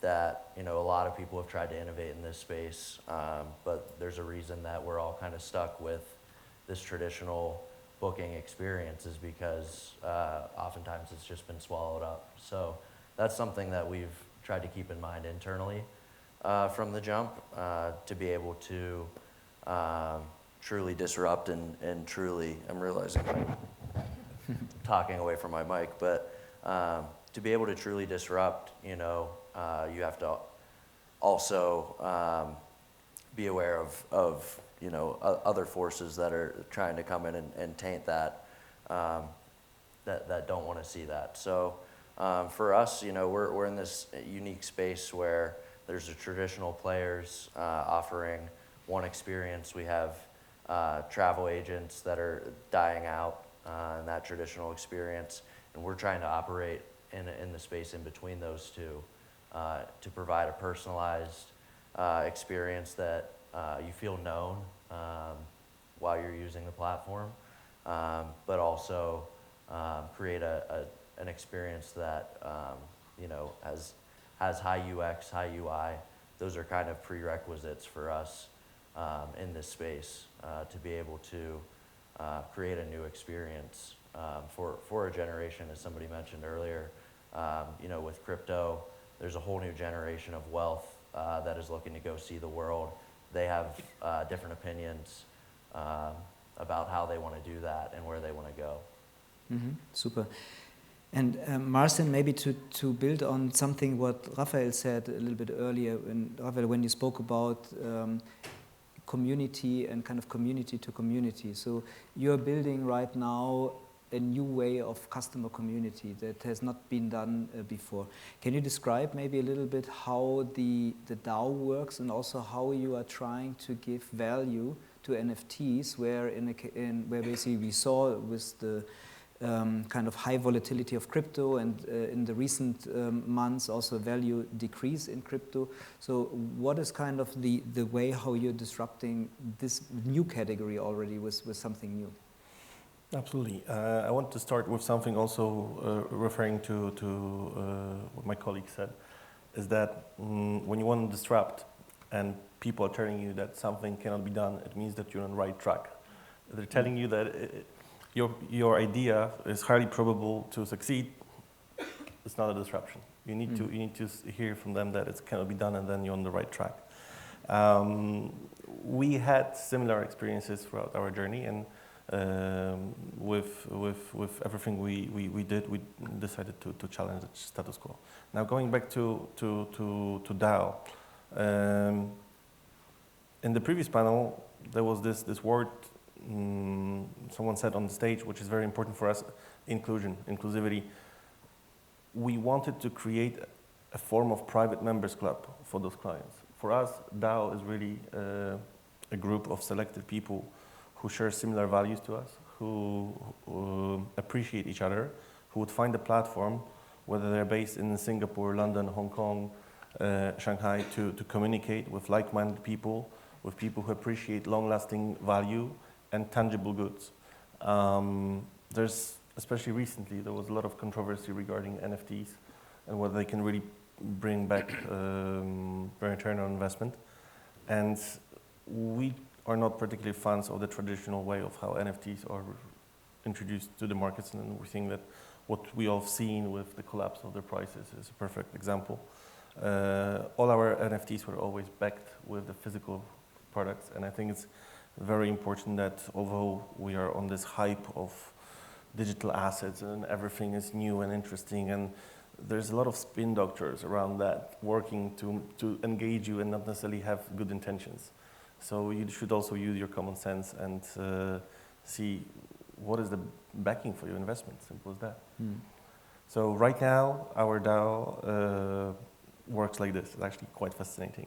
We, with Dixter, we work with a lot of artists. So we go beyond the spirit world. One of the examples is our old distillery in Colombia, where we invited the elite of street artists from around the world to go over and paint the whole building.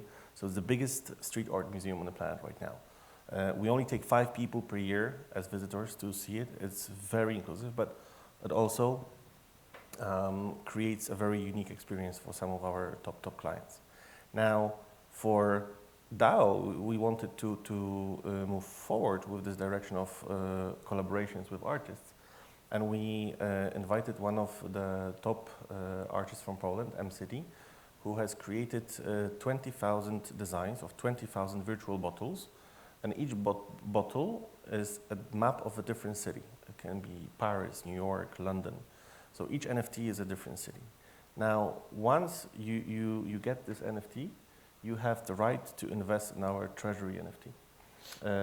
Of course, over time, the stocks are going up. If you look at the index of whiskey or wine, they're exceeding tremendously gold, silver, and many of the traditional assets. So that was an invitation to get this community in by creating something interesting. But then as we already achieved that, we continue to have a dialogue with them. We continue to have experience of what we do with them. And whether we organize special dinners and tastings in Singapore, Hong Kong, or we invite them to our state-of-the-art distillery in Cartagena de Indias, we are creating a sort of a family and a family experience. So going back to the ranch story, right? We have the technology, but in the end, it allows us to bring us back to the roots and actually have more touch and feel. Super. Nia, one question maybe to you in terms of investment, because I find this so fascinating also when we had our pre-discussion, how much you're focusing exclusively on a very, very specific group of brands, so to speak, or group of companies. So how do you see overall the investment community, because this is obviously also very important for brands, looking at investments today? How much did this shift over the last couple of years, and how much do you see also from those who finance your fund? basically wanting you to be very, very focused, because I can imagine a bit what was said before. You know, you probably make also a lot of enemies because you're focusing on one very, very specific area that traditionally has not been seen maybe as so important. Yeah, so I'll answer the first part first. I think for the first time in the VC world, we're really in a position where we're seeing capital deployment as a mechanism for action, right? So we're thinking about the impact of our investments. It's not so important to have positive returns if the net impact environmentally, socially is negative, right? So it's that ethos of, okay, we have positive returns, but we're also making a positive impact. And we're early stage as well. So a lot of the times, product market fit is going to change 10, 20 times, right? We're going in at seed Series A, and we're really looking at who are the entrepreneurs, what's the core problem that they're trying to solve, and what's the technology that they're using to solve that problem. So I'll take Roe versus Wade, right? There's a long history of regulatory constraints compelling innovation and folks using capital deployment as a mechanism of action to back these entrepreneurs that are having really bold value creation. So yes, we're not maybe focused on consumer tech or anything else, but there are so many important problems to solve right now from a climate perspective, from a health perspective, from a sustainability perspective, and there's so many talented folks who are trying to innovate in those areas. It's really easy to invest while also doing good. Mm-hmm. Super. Maybe Raphael, coming back to you, can you describe maybe to the audience a little bit what maybe is different in Signum than in anything that was done before? And also, you know, maybe you hinted it a little bit how the maybe traditional way of doing diamonds was not necessarily doing good. If we are now kind to the traditional companies, probably doing quite bad. We are filmed, so we have to. Yeah. So maybe share with the audience a little bit, and I use now, Neo, your words, just what is the problem, or what was the fundamental problem of the industry, and what are you solving, and how are you solving it? Because what I found maybe fascinating in that is sometimes we are not necessarily aware of the problems of a category if we don't think deeply about it. Before meeting Raphael, I honestly never thought too much about diamonds. And then if I thought about diamonds, I would basically have not even seen the problems. I would have gone to the jewelry store, they would have presented me with 3 options, and then maybe I had chosen one. But I didn't see necessarily that there was a fundamental flaw in the market. And I think this is always fascinating when we find these flaws, how to fix them. Yeah, so I think what's special about Signum is that we are bringing for the first time a rough diamond to the consumer. And we are putting in front of him on the table a rough diamond. And then the questions are coming. Where is it coming from? Who touched it? What was the impact? Because you're seeing a piece of Mother Nature in front of you. And the beauty is that when you give this magical thing to the consumer and then walk him through the journey of creation and he becomes a co-creator of the product, everything else that is done today on the market is almost becomes irrelevant. Even the price becomes irrelevant. So you're taking such a rare material that it's almost, if you have to understand how much effort you have to go through to find a pipe of diamonds, and then how much effort you have to go to mine it. And when you bring it to the consumer in a way that he can identify himself into the diamond, you're eliminating all the questions that are ruling the market today. And the questions that are ruling the market today, as I said, is how cheap can I source this diamond? Now, when the word is cheap, this is leading to conflicts. It's leading to coups d'etats. It's leading to wars because everybody needs to get it as cheap as possible. It's leading to people not paying taxes to governments. It's leading to people smuggling. You know, if you see Dubai today, Dubai became the largest importer of rough diamonds in the world. But for years, magically, there was $1 billion of rough diamonds coming into Dubai, and $5 billion going out. So a lot has been smuggled. Now, when you smuggle, you don't pay taxes, you don't pay royalties, you employ children, you let generals run the business. So that's why when we chose to do this business, we were lucky enough to choose the location, and Africa was the immediate choice. But then when we chose Africa, we said, everybody speaks lab-grown, everybody speaks sustainability of lab-grown, which is nonsense. How can we demonstrate it by a positive impact? How can we find a nation that is the most amazing nation in Africa? So I don't want to repeat it again. So the idea is to go have a look inside this industry, digitalize it. We partnered with Microsoft, and Microsoft just finished. They're going to launch in 2 weeks a movie about the process that we are doing. And to bring, first of all, an outsider like Microsoft to this business, which is a closed ecosystem, usually run by a few families from India, a few families from Belgium, a few families from Israel. You know, it's a very closed, I mean, you can graduate university, the chance that you will be working for a diamond company is almost zero. They will take the nephews, they will take the cousins. There's too many secrets to involve people from the outside. So we decentralized it completely. We said it's not a family business. We brought young people. The average age in our company is 25. Most of them is the first job they ever did. We started programs of education in Africa, in Botswana. We are currently training 60 students to bring them. Some of them are engineers, some of them are doing robotics.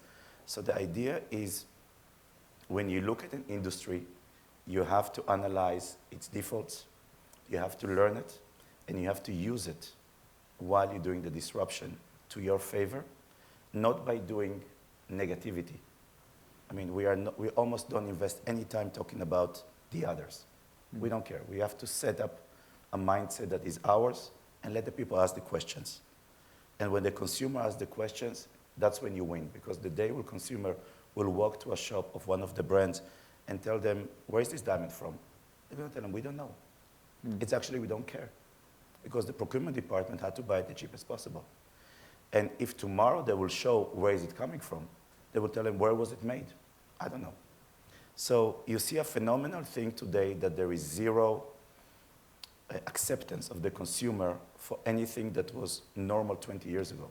I mean, we all remember this scene in Pretty Woman when Julia Roberts walks into the store and she gets this arrogant guy talking to her like she's a piece of dirt. But this was the reality of luxury for years. The more arrogant you were, the more exclusive you were, the more you looked at people down, the more cool you were. It's unacceptable today. So I think the beauty is that we are bringing a new product to the consumer, involving in the creation, and that plays in all the segments. If you take gender equality today, we had a guy that bought a rough diamond. We set it for him in a ring. He went to propose with a rough diamond. His fiancée worked for 2 months. She made every husband of her friends look like an idiot because he never thought about something so original. And then they came to us. They were sitting together and creating the polished diamond of their dream. But she was creating the diamond that she's going to wear, not a guy that went to a shop, chose for her, and now tell her, honey, walk with this for the next 20 years. I'll tell you a secret. I bought for my wife 20 years ago when we got engaged a ring. She wore it for 3 days. She said, sorry, Raf, it's ugly. So, and you cannot argue, she has to walk around with it. So I think the customization and the creation of something from scratch is so exciting for the consumer, because then you bring experience for the first time. Mm-hmm. You're bringing all kinds of values for the first time. So I think this is where the world is going. I think what Garrett said, what everybody on the panel said, what Joe said, we are living in a new world, and this world is amazing. Mm. Speaking about customization, maybe John, so as you are customizing travel for people, what do you see as maybe different segments? What are maybe the first thing you learned about different customer behaviors on your app, and what do your clients see maybe as the most valuable in these customized journeys? Yeah, well, something that's actually really interesting that we found, we're in the business of saving people time and trying to narrow down that planning process before a trip to seconds or even instantly in some cases, but we've actually found that a lot of people, and I can certainly relate with this, enjoy that discovery process. So, that was one of our major learnings out of the gate, is that we don't want to completely do away with this process of discovery, but what we really want to do is provide more pointed options based on the data that we can collect on the people on our platform that is largely just personal preferences, data related to reason for a specific trip, whether that be business or leisure, vacation. All of those things are taken into consideration for us to provide a guide that doesn't completely do away with the discovery process, but points people in the right direction.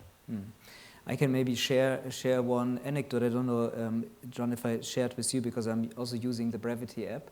And I had recently a meeting in Century City here in LA, and I had no idea about Century City, to be honest. So I didn't know what made sense, why it is, and so on. So I basically put in, okay, I have 2 days in Century City and maybe a little bit of time in the afternoon. And then the first thing the app said, hey, here's some talking points about Century City. And then it was a bit rough, similar to what you just described, that the fiancé was walking around and making everyone jealous. I was walking around. There were 100 people. I was doing a keynote there, and I was telling everyone everything about Century City. And I just got it from the app. I learned it 5 minutes before. And I went, how do you know all of this? So it also this is also sometimes the beauty of personalization. And I think it was said on the consumer panel before, if we educate people, we also create a tremendous amount of value, and I think the education is almost everywhere, and what we are seeing, a very important part of it. Maybe Marcin, to go a little bit also in that, because you are launching something very, very new with the DAO. You said it yourself. It's, I think, the first time a DAO is launched in this category and on that scale. What is your experience with adaptation? So your early adapters in that field, what do they say, or what is the profile of those people who decide to buy an NFT and invest into the DAO? Okay, here I'm going to refer to what Joe said. You need to have your why. You need to have your why, and with the early adopters, they share the same values as us, and with them, it's a loyal journey throughout everything that we have done. Very often, we're even surprised that there are people not from this Web3 environment, but are simply so loyal to the brand that they are eager to discover whatever we bring to the table. And these are our early adopters. And this is empowering the idea of this private members club, that they feel that following the brand can enable them also educating into completely new routes, new channels. And we've been very blessed with this group of people that we've managed to bring from our analog world into DAOs. But also, we're trying to approach the new group of people. We are part of Discord and all similar kind of platforms like that. And they're being surprised because they suddenly see a company that is a modern classic, that we represent a heritage of over 100 years. But then presented in a Web3 way. So I think we're intriguing, and I think we're connecting those two words. And this allows us to have a vast group of early adopters because they're intrigued, and they see that we also adopt to the future. Super. This leads me to a question, Nia, maybe to ask you, as you are investing in disruptive companies, what is maybe if you can share that, the most disruptive or the most maybe surprising company for you, the one that inspires you most? And I know this is maybe a question I should maybe phrase a bit differently, but kind of, what stands out, or what was something where you're particularly impressed with? I'm smiling because our portfolio is just so impressive. So we invest across, I would say 2/3 of our portfolio is life science, and then the remaining is deep tech productivity. Within the life science, we invest across several themes. Either it's like CEO of your own health, next-gen diagnostics, platform solutions. There is this one company, it's called Gamito, and it's revolutionary on a number of fronts. It's operating within the women's health space, more specifically within IVF. It is basically prolonging female longevity. Ovaries age at 3 to 4 times the rate of the rest of your body. When a female goes through IVF, she is injected with hormones, and it's a very invasive procedure. This is the only company in the world with the patents, and that's been successful in doing this, where they take the oocytes, so they're the eggs that are immature, and they extract them and they mature them outside the body, so ex vitro, and they conduct the IVF that way. So what does that do? That democratizes access to healthcare across the world. That elongates female longevity because you're not speeding up the process of your body. That improves productivity, and that's luxury to me. That is this new generation of, for the first time, we have what we're calling like the wellness gap. So we're all doing economically very well, right? Like we're making more money, we're able to buy whatever we want, but for some reason, our health is just declining, and we have this gap that needs to be filled.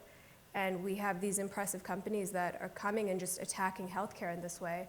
And I really think the pandemic has probably propelled a lot of the digital transformation into permanence, and we're now seeing the side effects of that. So I would have to say Gamito, because if you think about end game of what they're doing, it has some remarkable impacts on the female body and the implications to society. I mean, women's health is, family health is key to broader population health, and there's a proliferation of data out there that suggests that the key to achieving the health outcomes that we want to see at a global scale really starts with women's health. So it's game changing. Mm-hmm.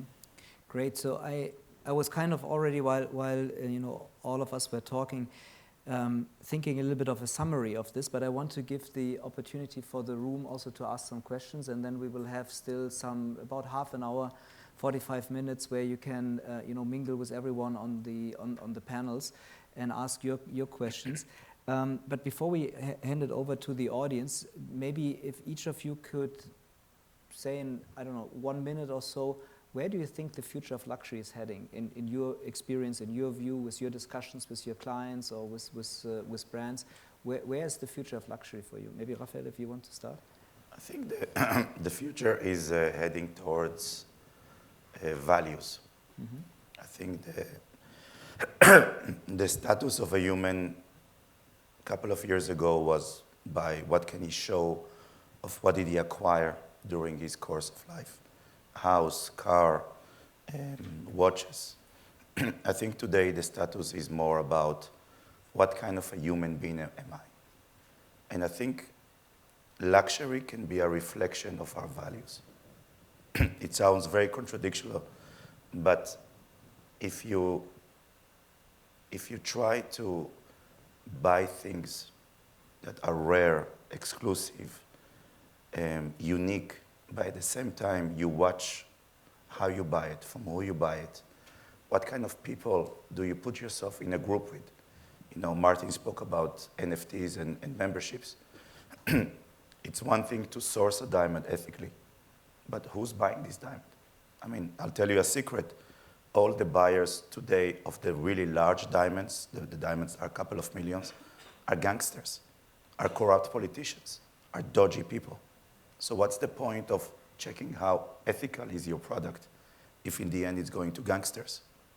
So the idea of connecting communities, a unique product, but also with people that are sharing the values that this product represent and the values that goes back to the communities. For me, this is the future of luxury. Values, experience, and innovation. You cannot fall asleep today. You have to innovate. I mean, we can think we are cool today, but if we don't change ourselves in 2 years, we're going to be just like the people that we talk about, the people of the past.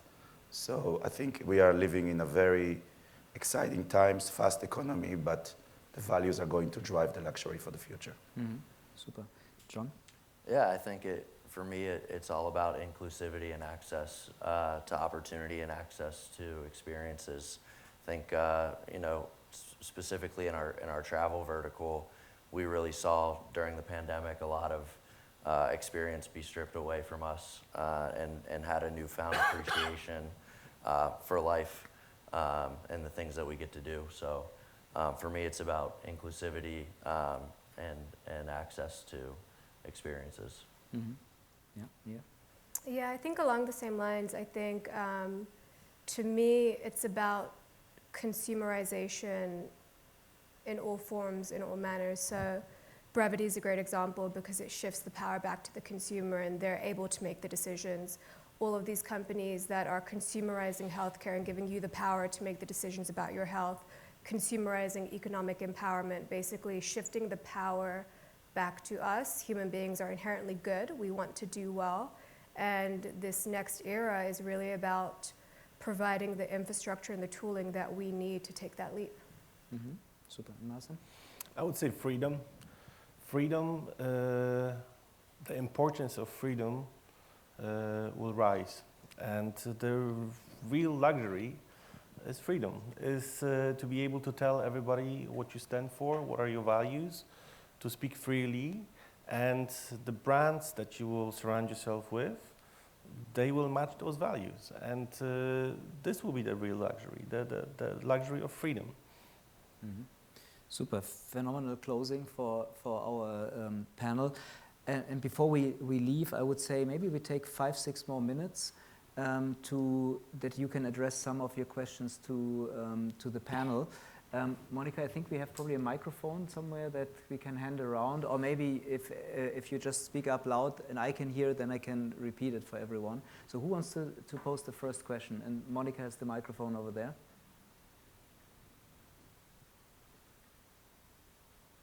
Okay, don't be shy. Okay, we have a question over here. Hi, my name is Ashley, and I'm MBA alumni. Mm-hmm. My question is for John. How are you innovating your high-touch life experience for disabled individuals? That's a great question. Personal experience. Yeah, so for us, everything that we do in-app is ADA compliant, and we're looking to create an experience that is certainly challenging. I'll be completely honest. With a fully interactive globe on our homepage, for example, there's a lot of moving parts and animations and things that we integrate and build into our app experience to be able to create an elevated experience that all of these sorts of complications that people deal with need to be taken into consideration and tested prior to going to market. In terms of as a member on our platform, you're going to get recommendations based on what we know about you. There's opportunities for you to share these sorts of things in our profile brief and in our trip brief that we'll be able to give you very pointed recommendations based on what you're looking for. Thank you. Yeah, of course. Mm-hmm. Next question. Yeah. Mm-hmm.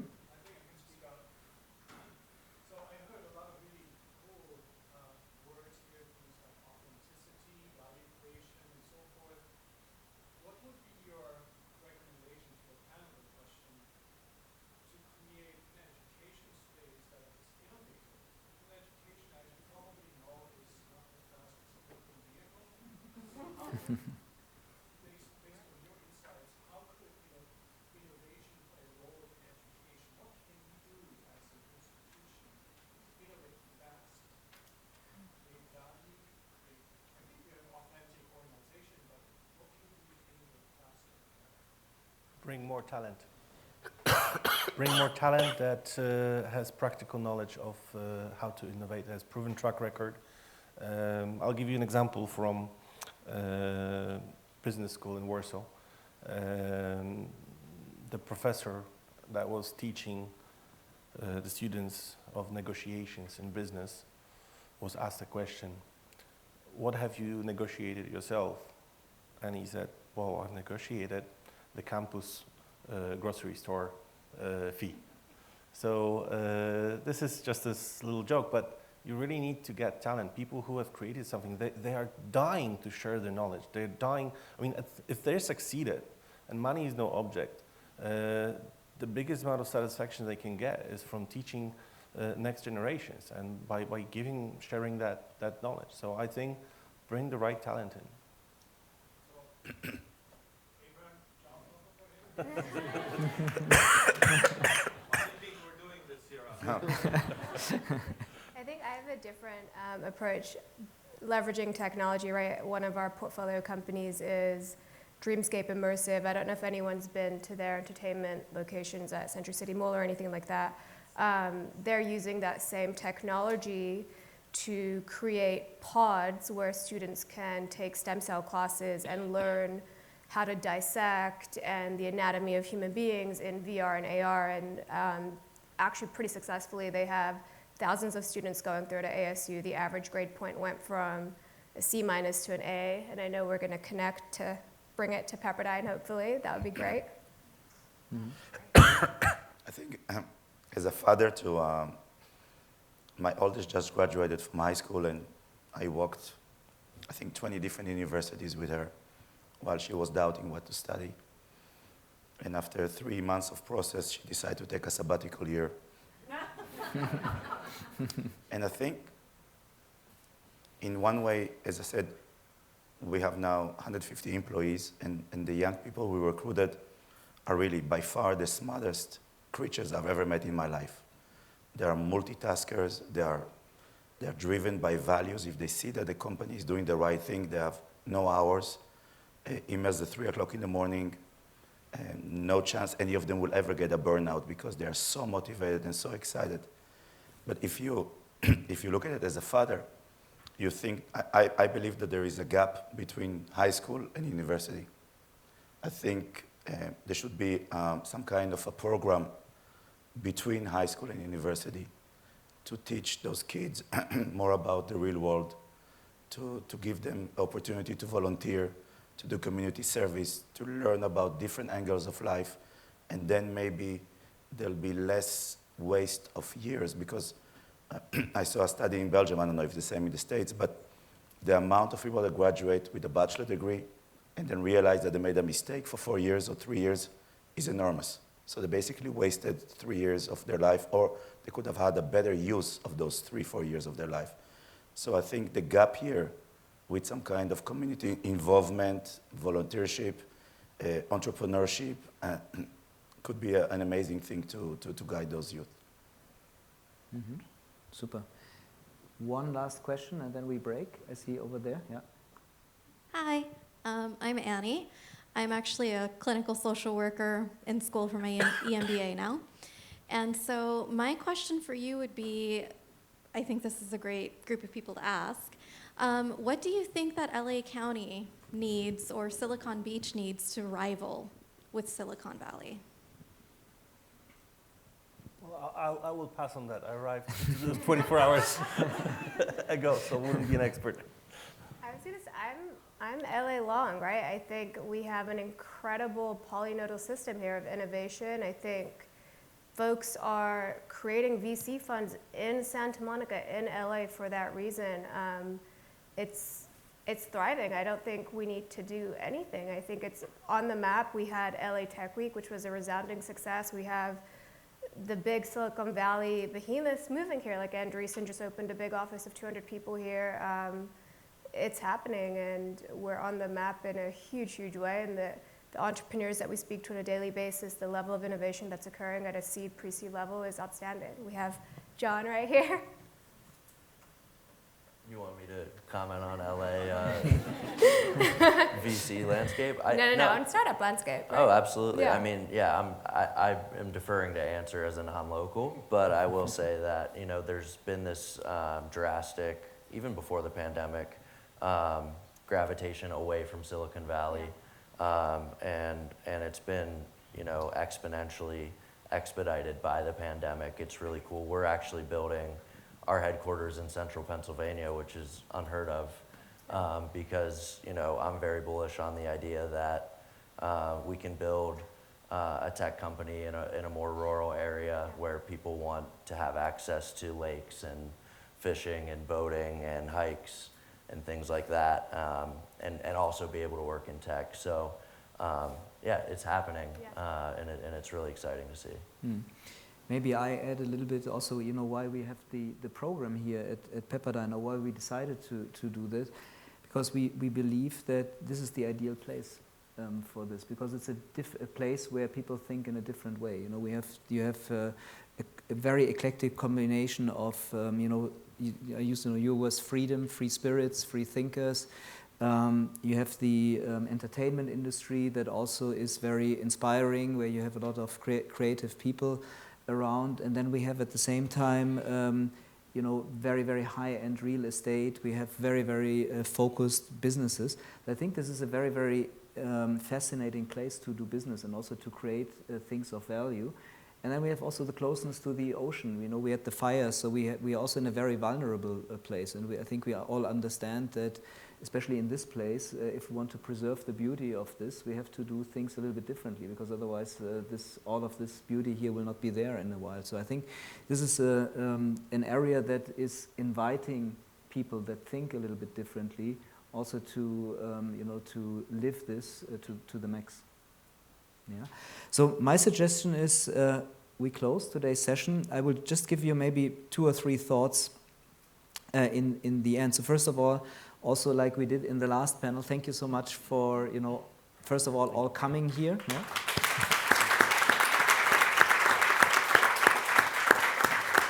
And I know, some of you went enormous ways. We have 2 coming from Europe to join us. And Raphael, you were in New York last week. I think you went back to your family over the weekend and just came in yesterday to be here. So I think this also shows the appreciation of what we are doing here. And so for me, I was just writing down a couple of thoughts. And what I like about what we discussed today is that it feels almost like a full circle from the opening to what we discussed right now, the client view, the brand view, and maybe the view that I shared overall as someone who observes this industry quite a lot. So the starting point is, and this is a question I was asked I think once or twice in the first break, and that I'm getting asked almost every week, at least 5 or 10 times, is what is actually luxury? And we have not really discussed this today. And I try always to make a relatively easy answer on this. And to me, luxury is the ability to create extreme value, or the ability to receive extreme value. I think we saw this from both sides. When we spoke with the customers or the clients, you heard a lot about personalization, the human touch, the warm bodies, so to speak. So there's a very strong connection. And if we feel taken serious, if we feel valued, then if we do it in the right way, in an extreme way, then also we are willing to pay an enormous premium. Like what you said, Raf, if someone can co-create now a product, can make the product your product, then there is almost no limit in what we want to spend. And why is there no limit? Because we receive value in an extreme way. So I always like to invite people to think not of luxury as necessarily an expression of something, the golden faucet, the carpet you sink in and so on. It can be for some people, but in the end, it is for each of us extreme value creation. And then we spoke about a couple of words which I think are very, very important. We used the word authenticity quite a lot here in this panel and also in the last panel. And I invite you to really think about authenticity not as something, more authentic. Forget the word more authentic. If you hear anyone telling you we are doing something more authentic, leave the room. Because it's not, you don't need to listen to anything else that the person says, because there is no such thing as more authentic. So either we are authentic or we are not. And it's binary. And if anyone says we are building a brand or a company that is becoming more authentic, run. Yeah, because nothing good can come out of it. So we have to think really radically. And I think, Raf, you said this in the beginning, of if you want to disrupt, you have to be totally fearless. And there will be always people that say it cannot be done. And then it's maybe a signal, I think you said it, if you hear someone, it cannot be done, do it. Yeah, because then you have a huge chance to change things. We also spoke about the consumer a lot, so consumer centricity. We often forget when in businesses the most important party, and these are our clients, our customers. Yeah, we think about products and how to make products better, and especially in the luxury industry, I speak with so many people that can talk for hours about the products, and then I ask, what about the client? Yeah, and then they tell me, yeah, we are selling a dream. But which dream? You know, we have to be super specific in this. So the understanding of the client is very important. And then everything we just said, values, being a good human in a sense, and not just stop thinking on you know, sustainability from the angle of sourcing. Think of sustainability and impact on the angle of whom do you sell your products to. Yeah. I have to say also through you know, working with Raphael, and I know the luxury industry pretty well, but I was not aware of so much bad things in a sense that happen in luxury, money laundering and so on. You know, why do you think there are $3 or $4 million watches? Yeah, because someone needs to bring money out of a country, and then the easiest thing is you go to Zurich and you buy a $4 million Patek Philippe. You can bring it relatively easy over the border. And if you think this is not reality, you know, think twice. I was recently at a Swiss watch brand, and they said Switzerland is the only place in the world where you can still come with a suitcase of money and buy a watch, no questions asked. They will just register a name, whatever name you give them.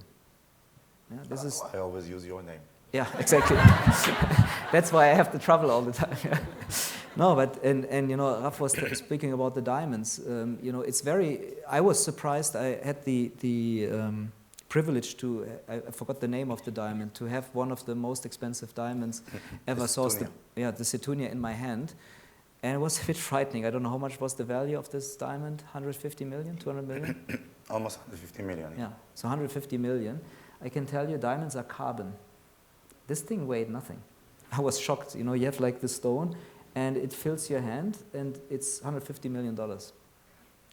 You need many suitcases of cash, even if you have $100 bills, to bring this amount out. And this is why it explains what Raf was saying, that a lot of people buy the biggest diamonds and so on, not just because they want a beautiful object. They couldn't care less probably. It's just because they need to bring something from A to B. So we also, as businesses, we have to think, when we think about value, we have to think 360 degree, not just on the sourcing side, but also whom do we sell the products to?